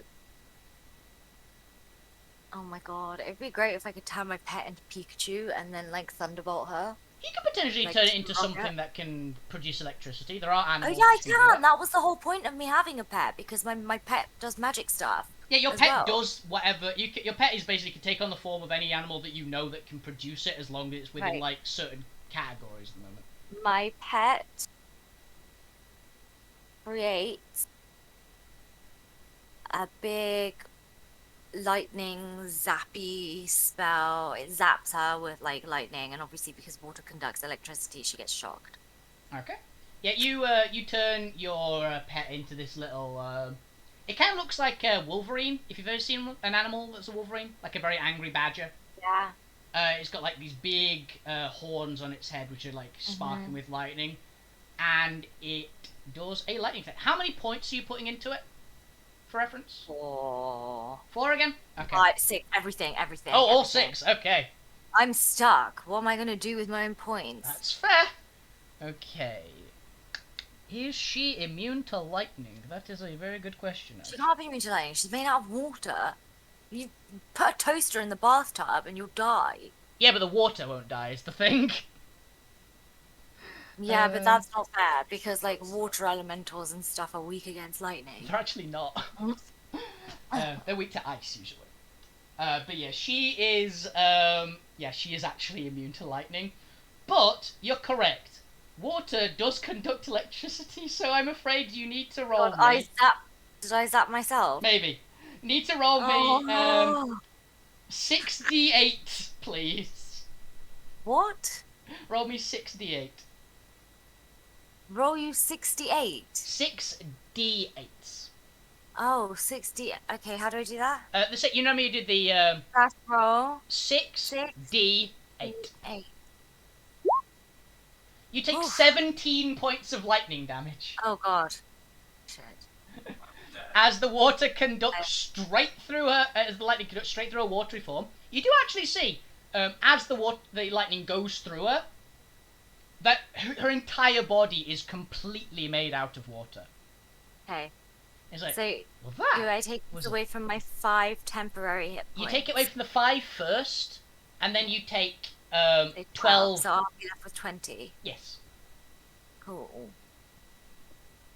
That was a decent attempt, though. I'll give you credit for that. That was a decent attempt. You're using your noggin. That's exactly what you should be doing. Same with Cav. You're both doing very well. Yeah, I have another plan. Okay. You still have an action. You have actually all your turn because your natural magic is basically free. So. Wait. Can I do anything with my pet still? No, your pet stuff is done. That's the only thing you can't do now. Oh, but I need You my can pet stuff. You can still talk. That's the point of the natural magic. That's the balancing factor of it. You've got a certain number of points you can spend. You spend all of them. So. I just shout at her, you'll never get away with this. Just you wait. We're gonna... Yes, you're going to what? destroy you. Many have It's tried. the last thing we do. Aww. I haven't heard that one for a while. Good for you. And she reaches up and pats you on the head. Ah, you're such a B word. You're allowed to swear on my stream, by the way. Such a bitch. Oh my god. Okay, it is her turn again. Well, what's Daisy's doing? She tried to cut you free with her yeah, axe Yeah. and failed because she's immune to physical damage. And then she tried to hit her, and she's still immune to physical damage. She's made of water. She's not immune to everything, I will say. She has a bunch of immunities, but she's not immune to everything. There are ways... I have a plan. Oh, I want to say, Sarah, something, actually, before it's your turn, over. So you are a wild magic sorcerer.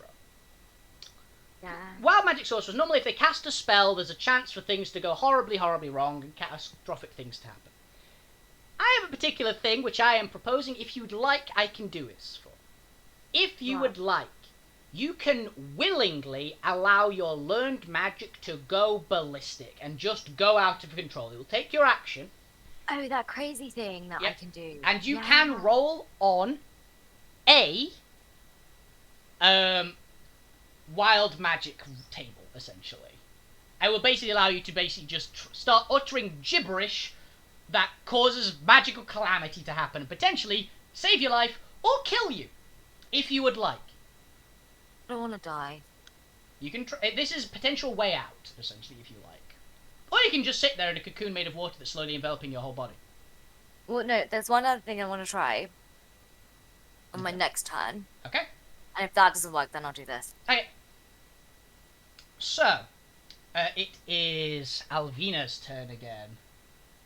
So Alvina looks up at Daisies and goes, "You know, I really had high hopes for you, honestly.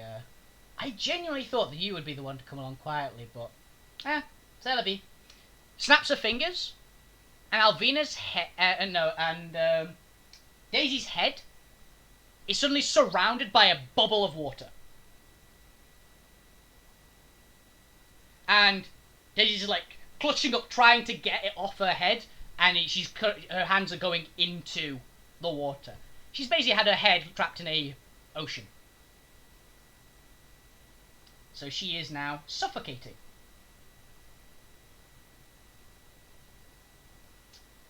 And it's now Alvina's second initiative. And she is going to stomp the ground with one of her feet. And a huge tidal wave smashes towards Cav. Cav, roll me a dex save.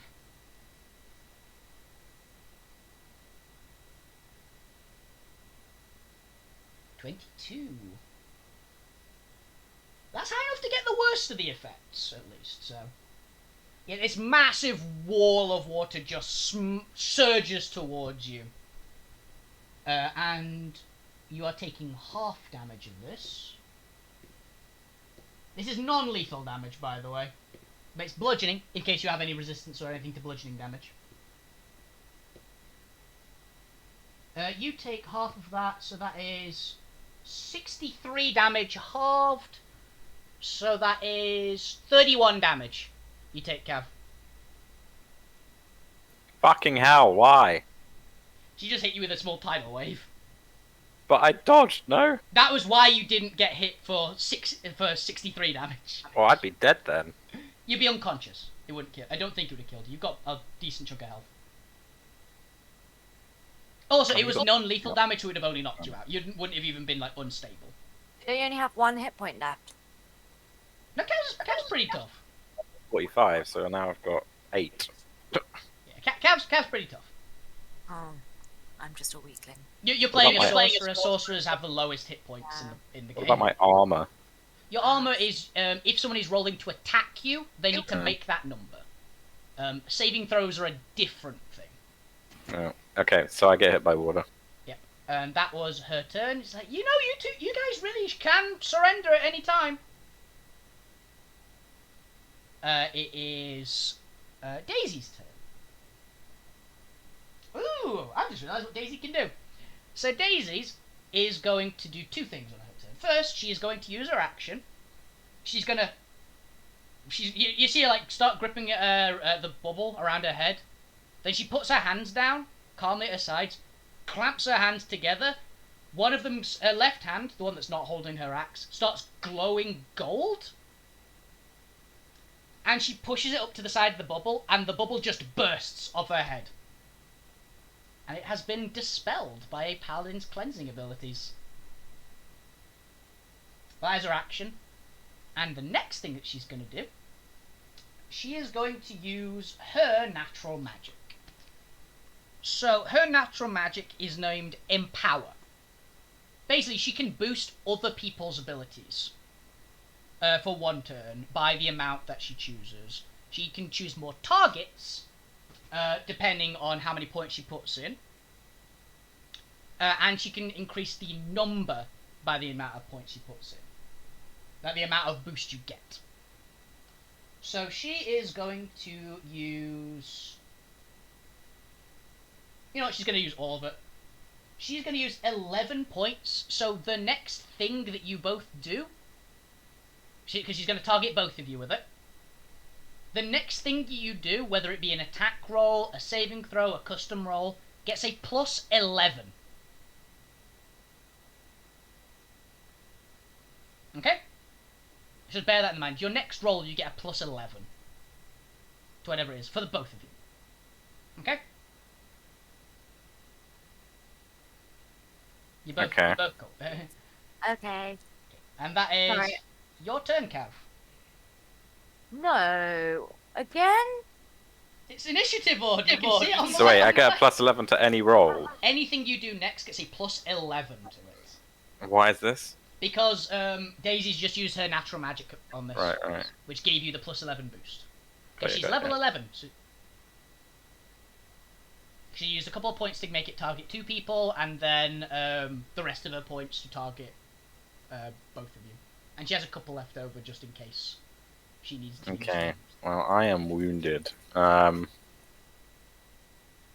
I am going to.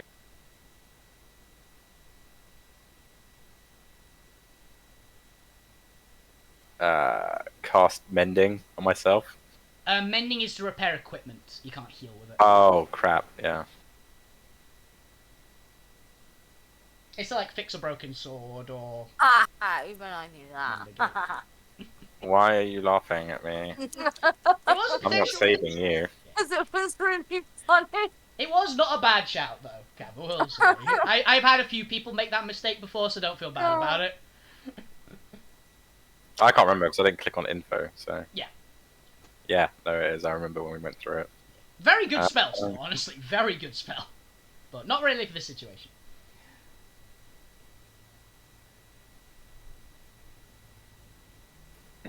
Can my familiar change? Or is it always a constant? Your one is a constant. You have to kill it and resummon it to change what it looks like. That's the thing with Find Familiar. It's decent, and it gives you some little bonuses, but... XML, thank you very much for the follow there, buddy. It is greatly appreciated.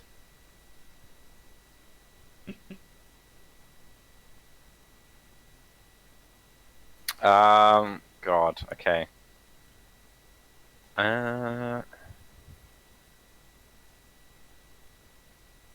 This fight seems kind of hopeless to me. It is a legendary adventure. They're not supposed to be Mhm. easy. Yeah, but we're gonna beat her. Can I craft in combat? Depends what you're trying to make. If you're trying to make, like, a torch out of a stick and some cloth, maybe. If you're trying to make something like you're trying to forge an anvil on the spot, probably not. Well, I was hoping to dive into my poison kit. I could just say you have some poisons prepared, if you like. Yeah. Oh yeah. Well, if I do, then that's great as well. I'd say it makes sense that you'd have a couple, like, just in case, you know? Yeah. I think I might try and throw a vial of poison at her because that should then be absorbed into the water. Okay, good call. So... It's I need a you weakening one, you know. Yeah, okay, so you, I'd say you can have a few mixed ones, so yeah, I'll say there's one that is, like... The paralyzing one. Oh, yeah, I can see you have a paralyzed one. That's not, like, too crazy. I'd say you have, like, one of each type. So I'll say you have, like, one that can lower stats, one that can paralyze, one that just does a lot of damage and things like that. So. Yeah, like sleeping one, paralyzing one. Yeah, the normal stuff you expect. Yeah, you have one of each. So at some point, just write up, like, a list of the basic ones, and I'll, like, veto any that I think are a bit much. But the paralyzed one and sleeping one things, yeah, that's cool. So yeah, you gotta just chuck it at her. Because you have the feat to add it to your weapon, unfortunately. There is a feat that requires that. Yeah, no, I'm gonna chuck it at her, but obviously it's a vial, so I have to smash, you know, I'll try to chuck it at her feet or whatever. Okay. Make me... I will go with... You have dex saves, right? I'll basically say make a dex save, because that is a dexterity check with proficiency, essentially, to lob at her. So, normal roll? Yeah, roll a dex save. 22. Oh no, that was 12. A 12 misses, unfortunately. For... Fucking misses all the time. I will roll a dice. It didn't smash, though. But it is now, like... It whiffed by quite a lot, so it's like 30 feet to your left, essentially. So you can run over and pick it up if you like, but... Yeah, I'll probably do that and hide, I don't know, again. Yeah. You can. You get into some more sturdy cover, I imagine, because you just got hit. You were like a bit in the open, and she just went boom through you. So, oh yeah, your wall of ice illusion has disappeared because you got hit, and I don't think you can Roll me the concentration check, which is a con save, but you need a natural 20, I think. Actually, no, you don't. You need a 16. Make a con save, and if you get a 16 or higher, you keep concentration. Where's that? It's a con save, basically. Constitution. Yes. Okay. 21! You keep it up. It's not really helping Not that right it now. matters. It doesn't help, but it is a thing to note. It wasn't an easy check to make, and you made it. So. Yes. So that is yours. Yeah, you're basically in proper cover. I'll give you that as your cunning action. So yeah, Xara, it is now your turn.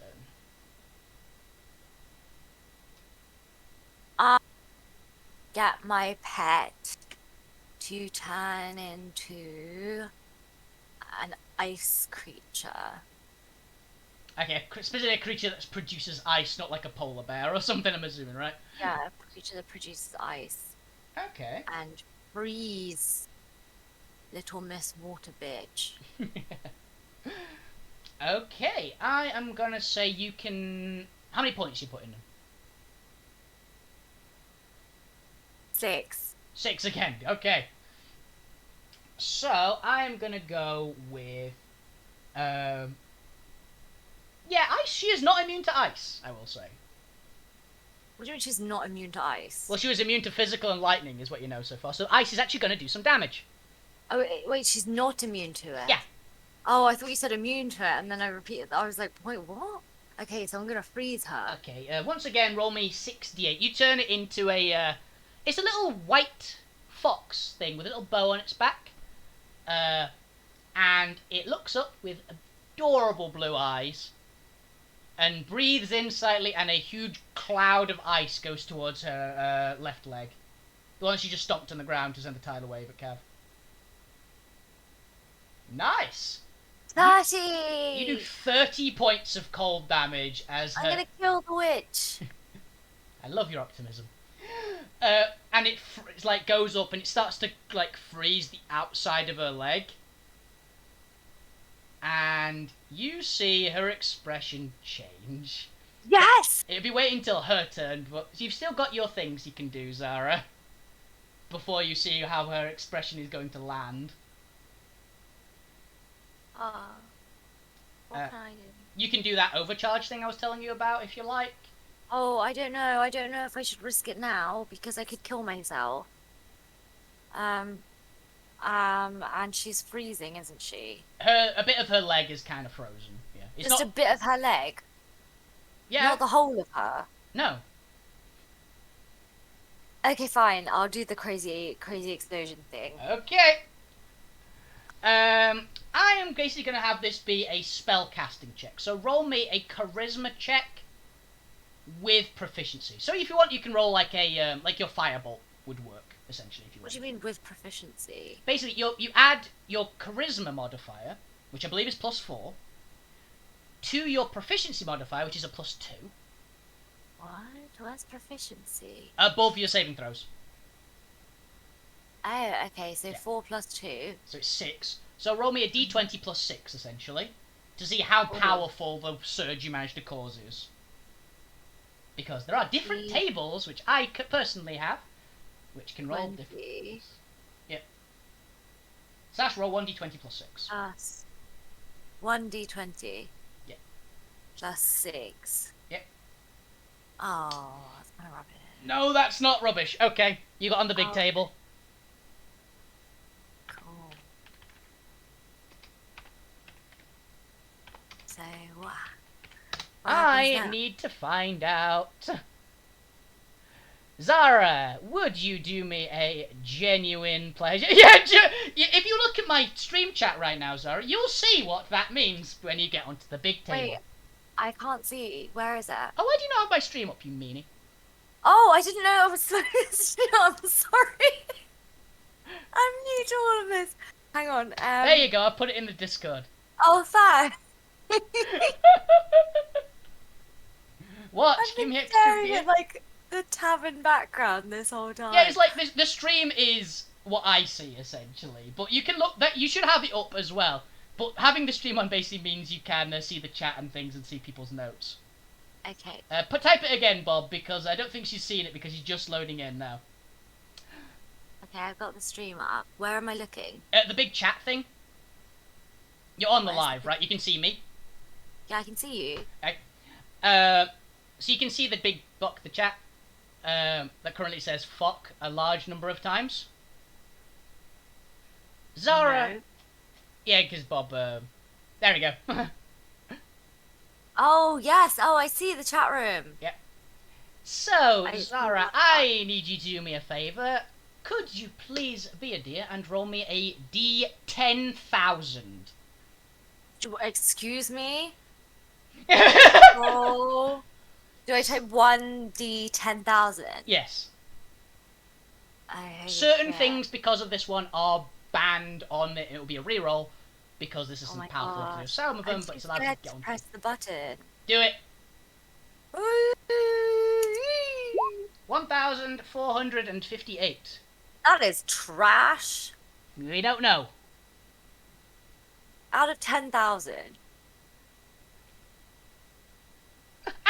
This is on brand.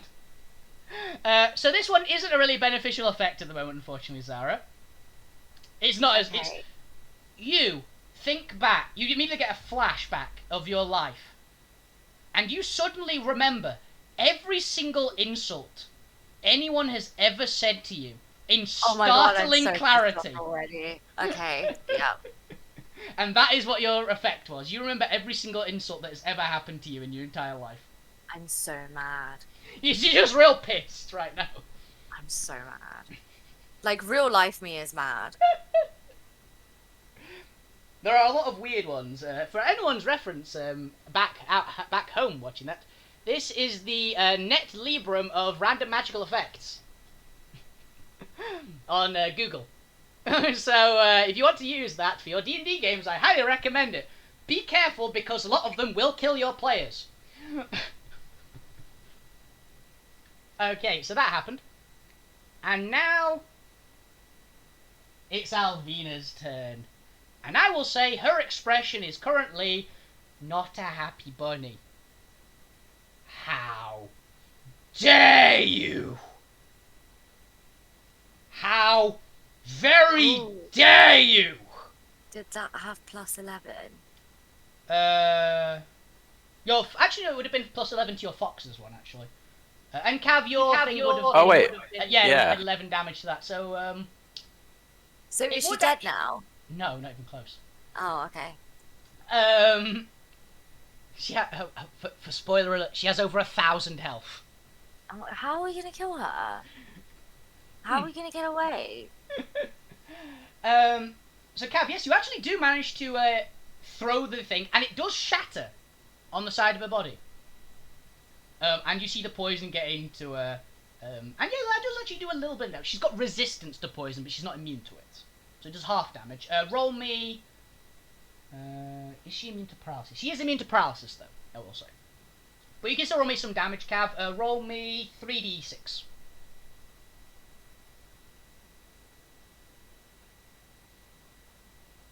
15! So halve that to 7, so she takes 7 points of poison damage. Because she's resistant. But What a hero. hey, you did some damage. That's more than that's more than like the level 13 paladin next to you've been doing. So Yeah. But yes. How dare you injure me? Even a small amount. And so she now takes a step to the side.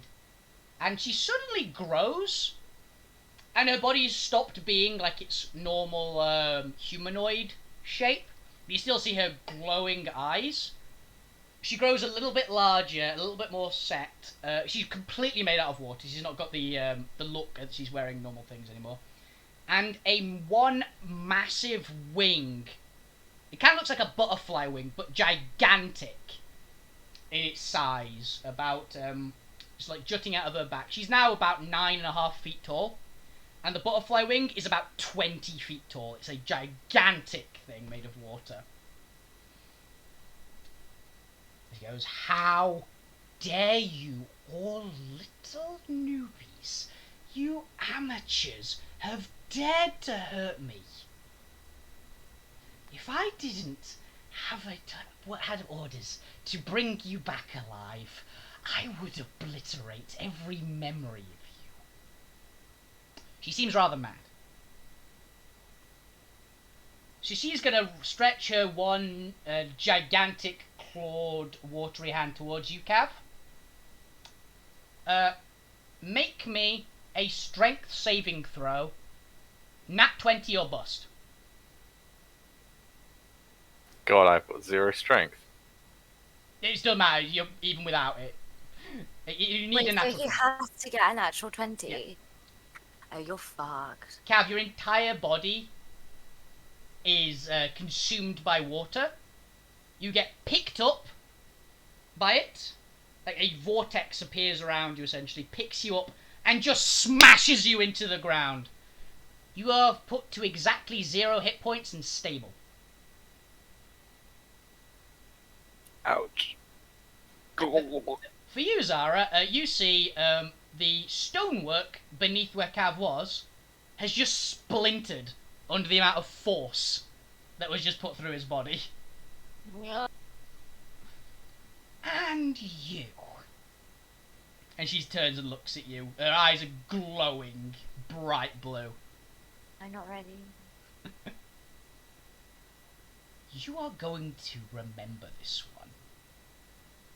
And she squeezes her hand that has you bound in it. So Xara, you're getting put to 0 hit points, but I need you to make me a Constitution saving throw, please. Okay. Do I just click Constitution? Yeah, Constitution save. Public roll, normal roll. Oh god. 9. Okay. Yeah, you're getting put to 0. But you will now have, unless someone uses a regeneration or something that can fix it, a huge scar down your left arm, No! No! which is just like, Ah. it looks like part of your body was just crushed by an No, immense but amount I'm of pressure and then put Ricky, back. this isn't fair! No! It's on the upper half of your arm. No! Get over it. Have you get over it? And then she just drops you. If you're curious what she just did, by the way, she just pulled all the moisture out of part of your arm and then put it back in rapidly. Oh my god, that's horrible. Yeah, she's not a nice person. No, I just don't want this. I'm feeling really angry and really sad now. You're at 0 and you are stable. You're both barely technically conscious, I will say. She wants you both to be conscious. And that's her next initiative. And she's going to just raise her right hand that she just dropped Zariel with. And she's just going to full-on punch at Daisy's. You are getting off lighter, she says as she's doing this. That hit. And Daisy's takes 125 bludgeoning damage. Wow! Daisy's is still up. She doesn't look well. There's like, you see this massive fist of water just smash into Daisy's. Daisy's like splinter. You see the plates just buckle inwards a bit under the force of the blow, and you just cough. And just blood comes out of her mouth. Is that all you got? It's now Daisy's turn. And she just drops to one knee, like she's leaning on her axe. She puts her hand out towards you, Xara. How much health do you have? Total? 0. Total. 32? You get healed for 32. Who heals me? Daisy's healed you Oh, for Daisy. 32 Oh, yeah. with 'cause lay she on got- she got- hands. she was- Oh, yeah. With lay on It hands. was- That's how. Cool, I'm alive. Thanks. And Cav, you are also down. You're scarring, I'm afraid, is staying, though, Xara. Oh, but that's fine. I'll find some way to get it removed. There are ways to do it, There you go. See. yeah. And Cav, she is going to put her Empower ability on you again. You are currently improved to 1 health. And you get 20 points of temporary health. Okay? So 21 health. Yeah, you feel like shit. No, you get 20 points of temporary and Yeah, 1 temp. permanent, essentially. Temporary health, I'll explain more temporary health like in a downtime bit. But it's different from health. Basically, you feel like you've just been run over by a cart. But you're back up. Essentially. I think we might lose this. Daisy smiles over to the pair of you.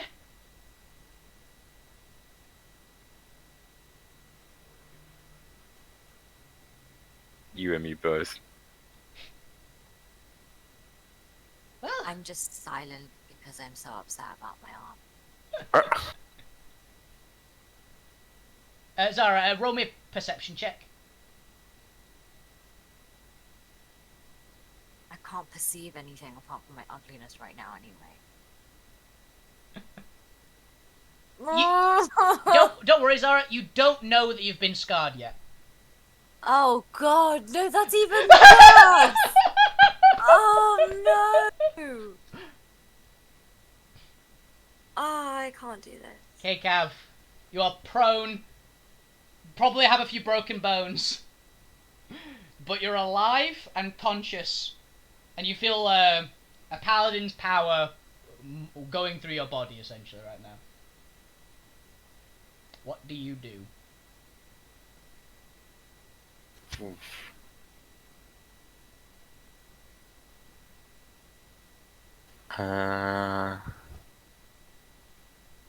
So is she still like part frozen? No. When she increased the size of her form, it like shattered all the ice on her, and it regenerated a part of her.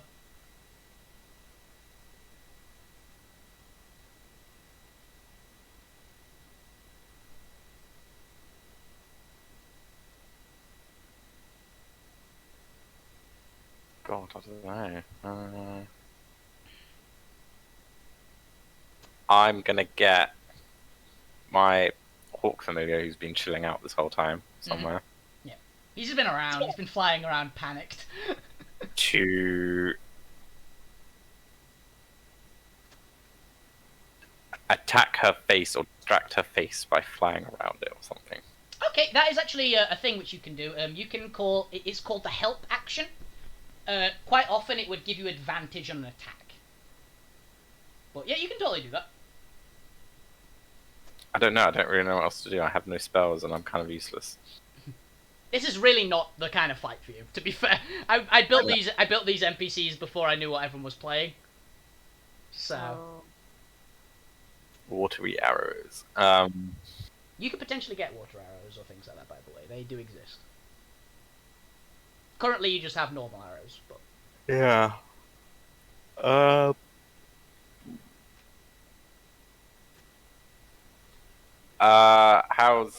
How's Daisy's doing? she's on one knee coughing up a lot of blood. Like a lot of blood. Okay, perhaps And- I have some sort of healing salve in my herbalism kit. You have stabilizing booster. You have stabilizing ones, but you have nothing that can actually heal. You can stop someone Okay. from dying, and you can wake someone up if they were like at 0. Have I got anything to benefit her at all?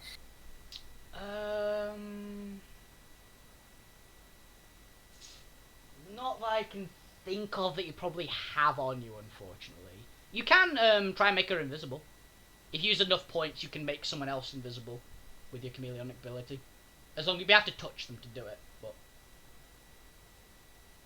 Yeah, I think I might do that. I'll put her invisible, as clearly she seems to be the only one who's useful. And cloak her, Okay. and then hide myself. Yeah, you'd have to be like very much point blank with her, so you basically just be hiding behind an invisible person, essentially. Is the way Okay. to do it. Yeah, why not? So yeah, you'd be like, at least take the attention off her as you get the bird into her face. She doesn't seem to care because the best the bird can do is like peck and scratch, and she's immune to physical damage.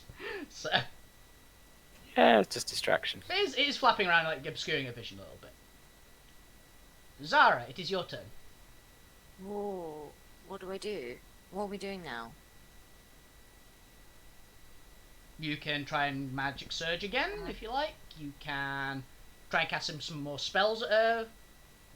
You're now no longer like you're currently just prone. You're not restrained or anything. So you have access to your spells again.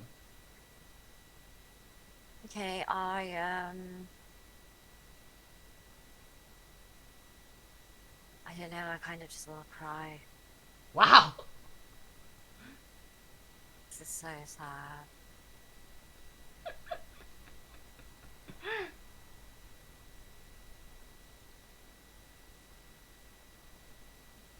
I have to take my turn for me. I'm too upset now. You can wild magic surge again and see what, and roll on that table again if you get high enough roll. Yeah, go on. Okay, roll it. Roll the d20 plus 6.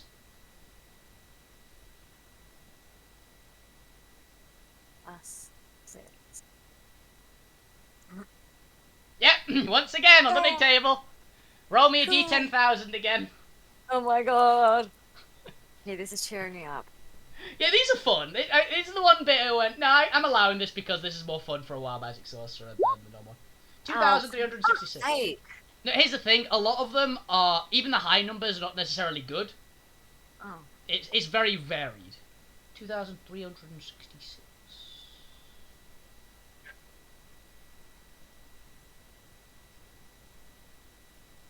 Reroll that one, doesn't make sense. Roll again. What? Roll again. That one doesn't make sense. Oh, okay.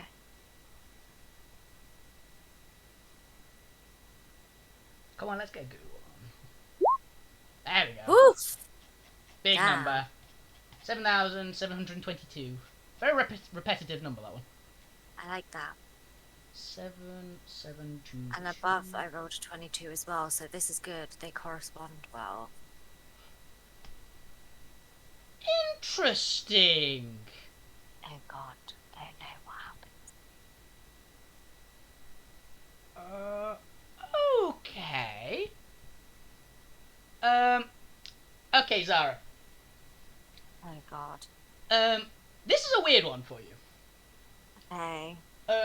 You look down, you just feel something weird on your hands. And you look at your claws. And they now look a lot sharper. And a lot more glowy. So what you now have, your claws, put somewhere under in your descriptions, this is a permanent buff for you.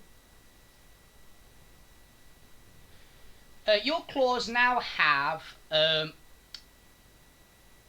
you can ignore the armor modifier Where do I write this? in your description. So you see there's that huge box that you have? Meta magic, wild No, magic. features blah, and blah. traits. Features and traits. Yeah, features and traits. add So another add a new one. And called armor piercing claws. Basically, that is the title. Your claws Ooh. now ignore the target's worn armor up to a magic rating of +3.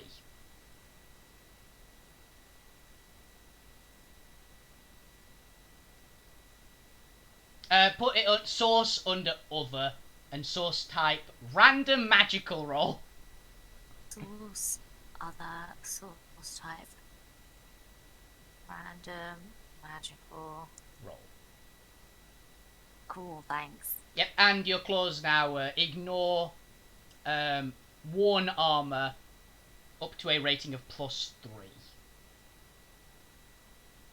which Yes. basically is, you see Daisy's plate mail? Her plate mail is +3 plate mail. You completely ignore that in terms of attacking someone. So their armor value is reduced to just their dexterity. Cool. Good. Which is very good against heavily armored targets. Not particularly useful in this case because she's not particularly difficult to hit. She's just doesn't care about being hit. But Yeah. that's a permanent buff you just gained for your character. I'm very happy about that. Okay. Even though I'm disfigured. At least I got something out. I mean, armor that is good enough will ignore it, but +3 is decent. Like +3 is not. It's the best armor in normal D&D. I'll say +3. So unless it's super armor, you're gonna ignore it, which is kind of cool. May want to start putting some points into monk or something. I don't know. But yes. So that is. You want your pet to do something as well? Yeah, go on. What? I want my pet to...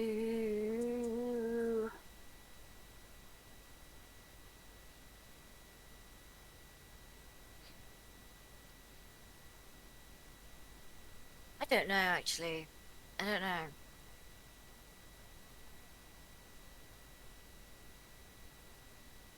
What would I do? I don't know. You can try freezing part of her leg again, No, which pissed no. her off. You can turn it into something venomous because you saw the poison kind of worked on her. I'm no longer in her grasp. Yeah. So, if I try to freeze her now, can I start the freezing from her head You can make it target her head, yeah. or her neck? Yep. So is her leg still frozen? No. She moved slightly, it shattered it off, and it reformed out of water when she increased size. I'm gonna get my pet to target her neck and start freezing. Okay. All 6 points, I'm assuming again. 6 points, yeah. Okay, roll me another 68. Okay. No, right, so the reason we're gonna freeze her lungs is because if I target her neck, there's a chance it'll go up to her brain and also down to her heart anyway. I do wish to point out you can currently see entirely through her. She doesn't appear to have any internal organs. Yeah, well, I'm still freezing her. Yeah, she still has a neck. I will say, she has a thing at her head is attached to. Ooh, 26, pretty good. cool. Yeah. Yep, you do freeze a big chunk of like her upper chest and her neck, and she does not look happy. I want her to stay frozen. I want to keep freezing her. I want her to just die. Jesus. Okay. Yeah, you see, so it's her turn again. She reaches up to where you froze, she just grabs it in one of her hands and just crushes the frozen area, and it melts quickly back into water. Goes, Oh, sorry. I am annoyed at you now. And she is going to use, she is going to go back down into her normal form. She's not in a giant watery form anymore, she's back to her normal 19-year-old looking form with a witch hat. She's 19. Yeah. She looks 19. Yeah, as far as you can tell, she looks like 18, 19 would be your guess. Okay. And she is going to... Yeah, she's going to do that, why not? You've pissed her off. Congratulations. She is going to put both her hands out, and she is going to... She's choosing this non-lethally because she still is under orders and she's more intelligent than angry, thankfully. And she is going to use every one of the points of her natural magic. So actually look at her. She, for this exact moment, for a split second before this attack hits, currently is back to being made of. Is actually you've never seen her like this, but she looks a little bit more normal. She's not got like quite as ethereally look to her anymore. Everyone, roll me an Arcana check of the pair of you. Roll me Arcana. Her eyes are still glowing, by the way. Do I get an advantage? No. Why would you? I don't know. I admire the guts. Always worth checking. Oh, you know though. Okay, Xara. Zariel realizes that she's looking at her now for a split second, and it's not quite as flawless. Like a little bit off. You still look almost exactly the same, but just looking carefully at her with your knowledge of magic, you go, she's not quite the same though. And you realize, as a split flash of insight, she is no longer using her watery form. This is the actual flesh and blood version of Alvina Storm. Wait, we hadn't seen that before? No, every single time since you'd met her, she was using her natural magic to make her body out of water. Which gives her all those immunities and complete tangibility and regenerating hit points and things like that. But she is using every single bit of natural magic she has.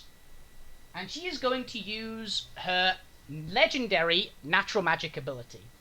Which is a thing that you can get if you get to a certain amount of natural magic points and you put in some effort. You can get certain abilities which is pretty close to the pinnacle of what your magic can do. Okay. And she is going to cast Maelstrom.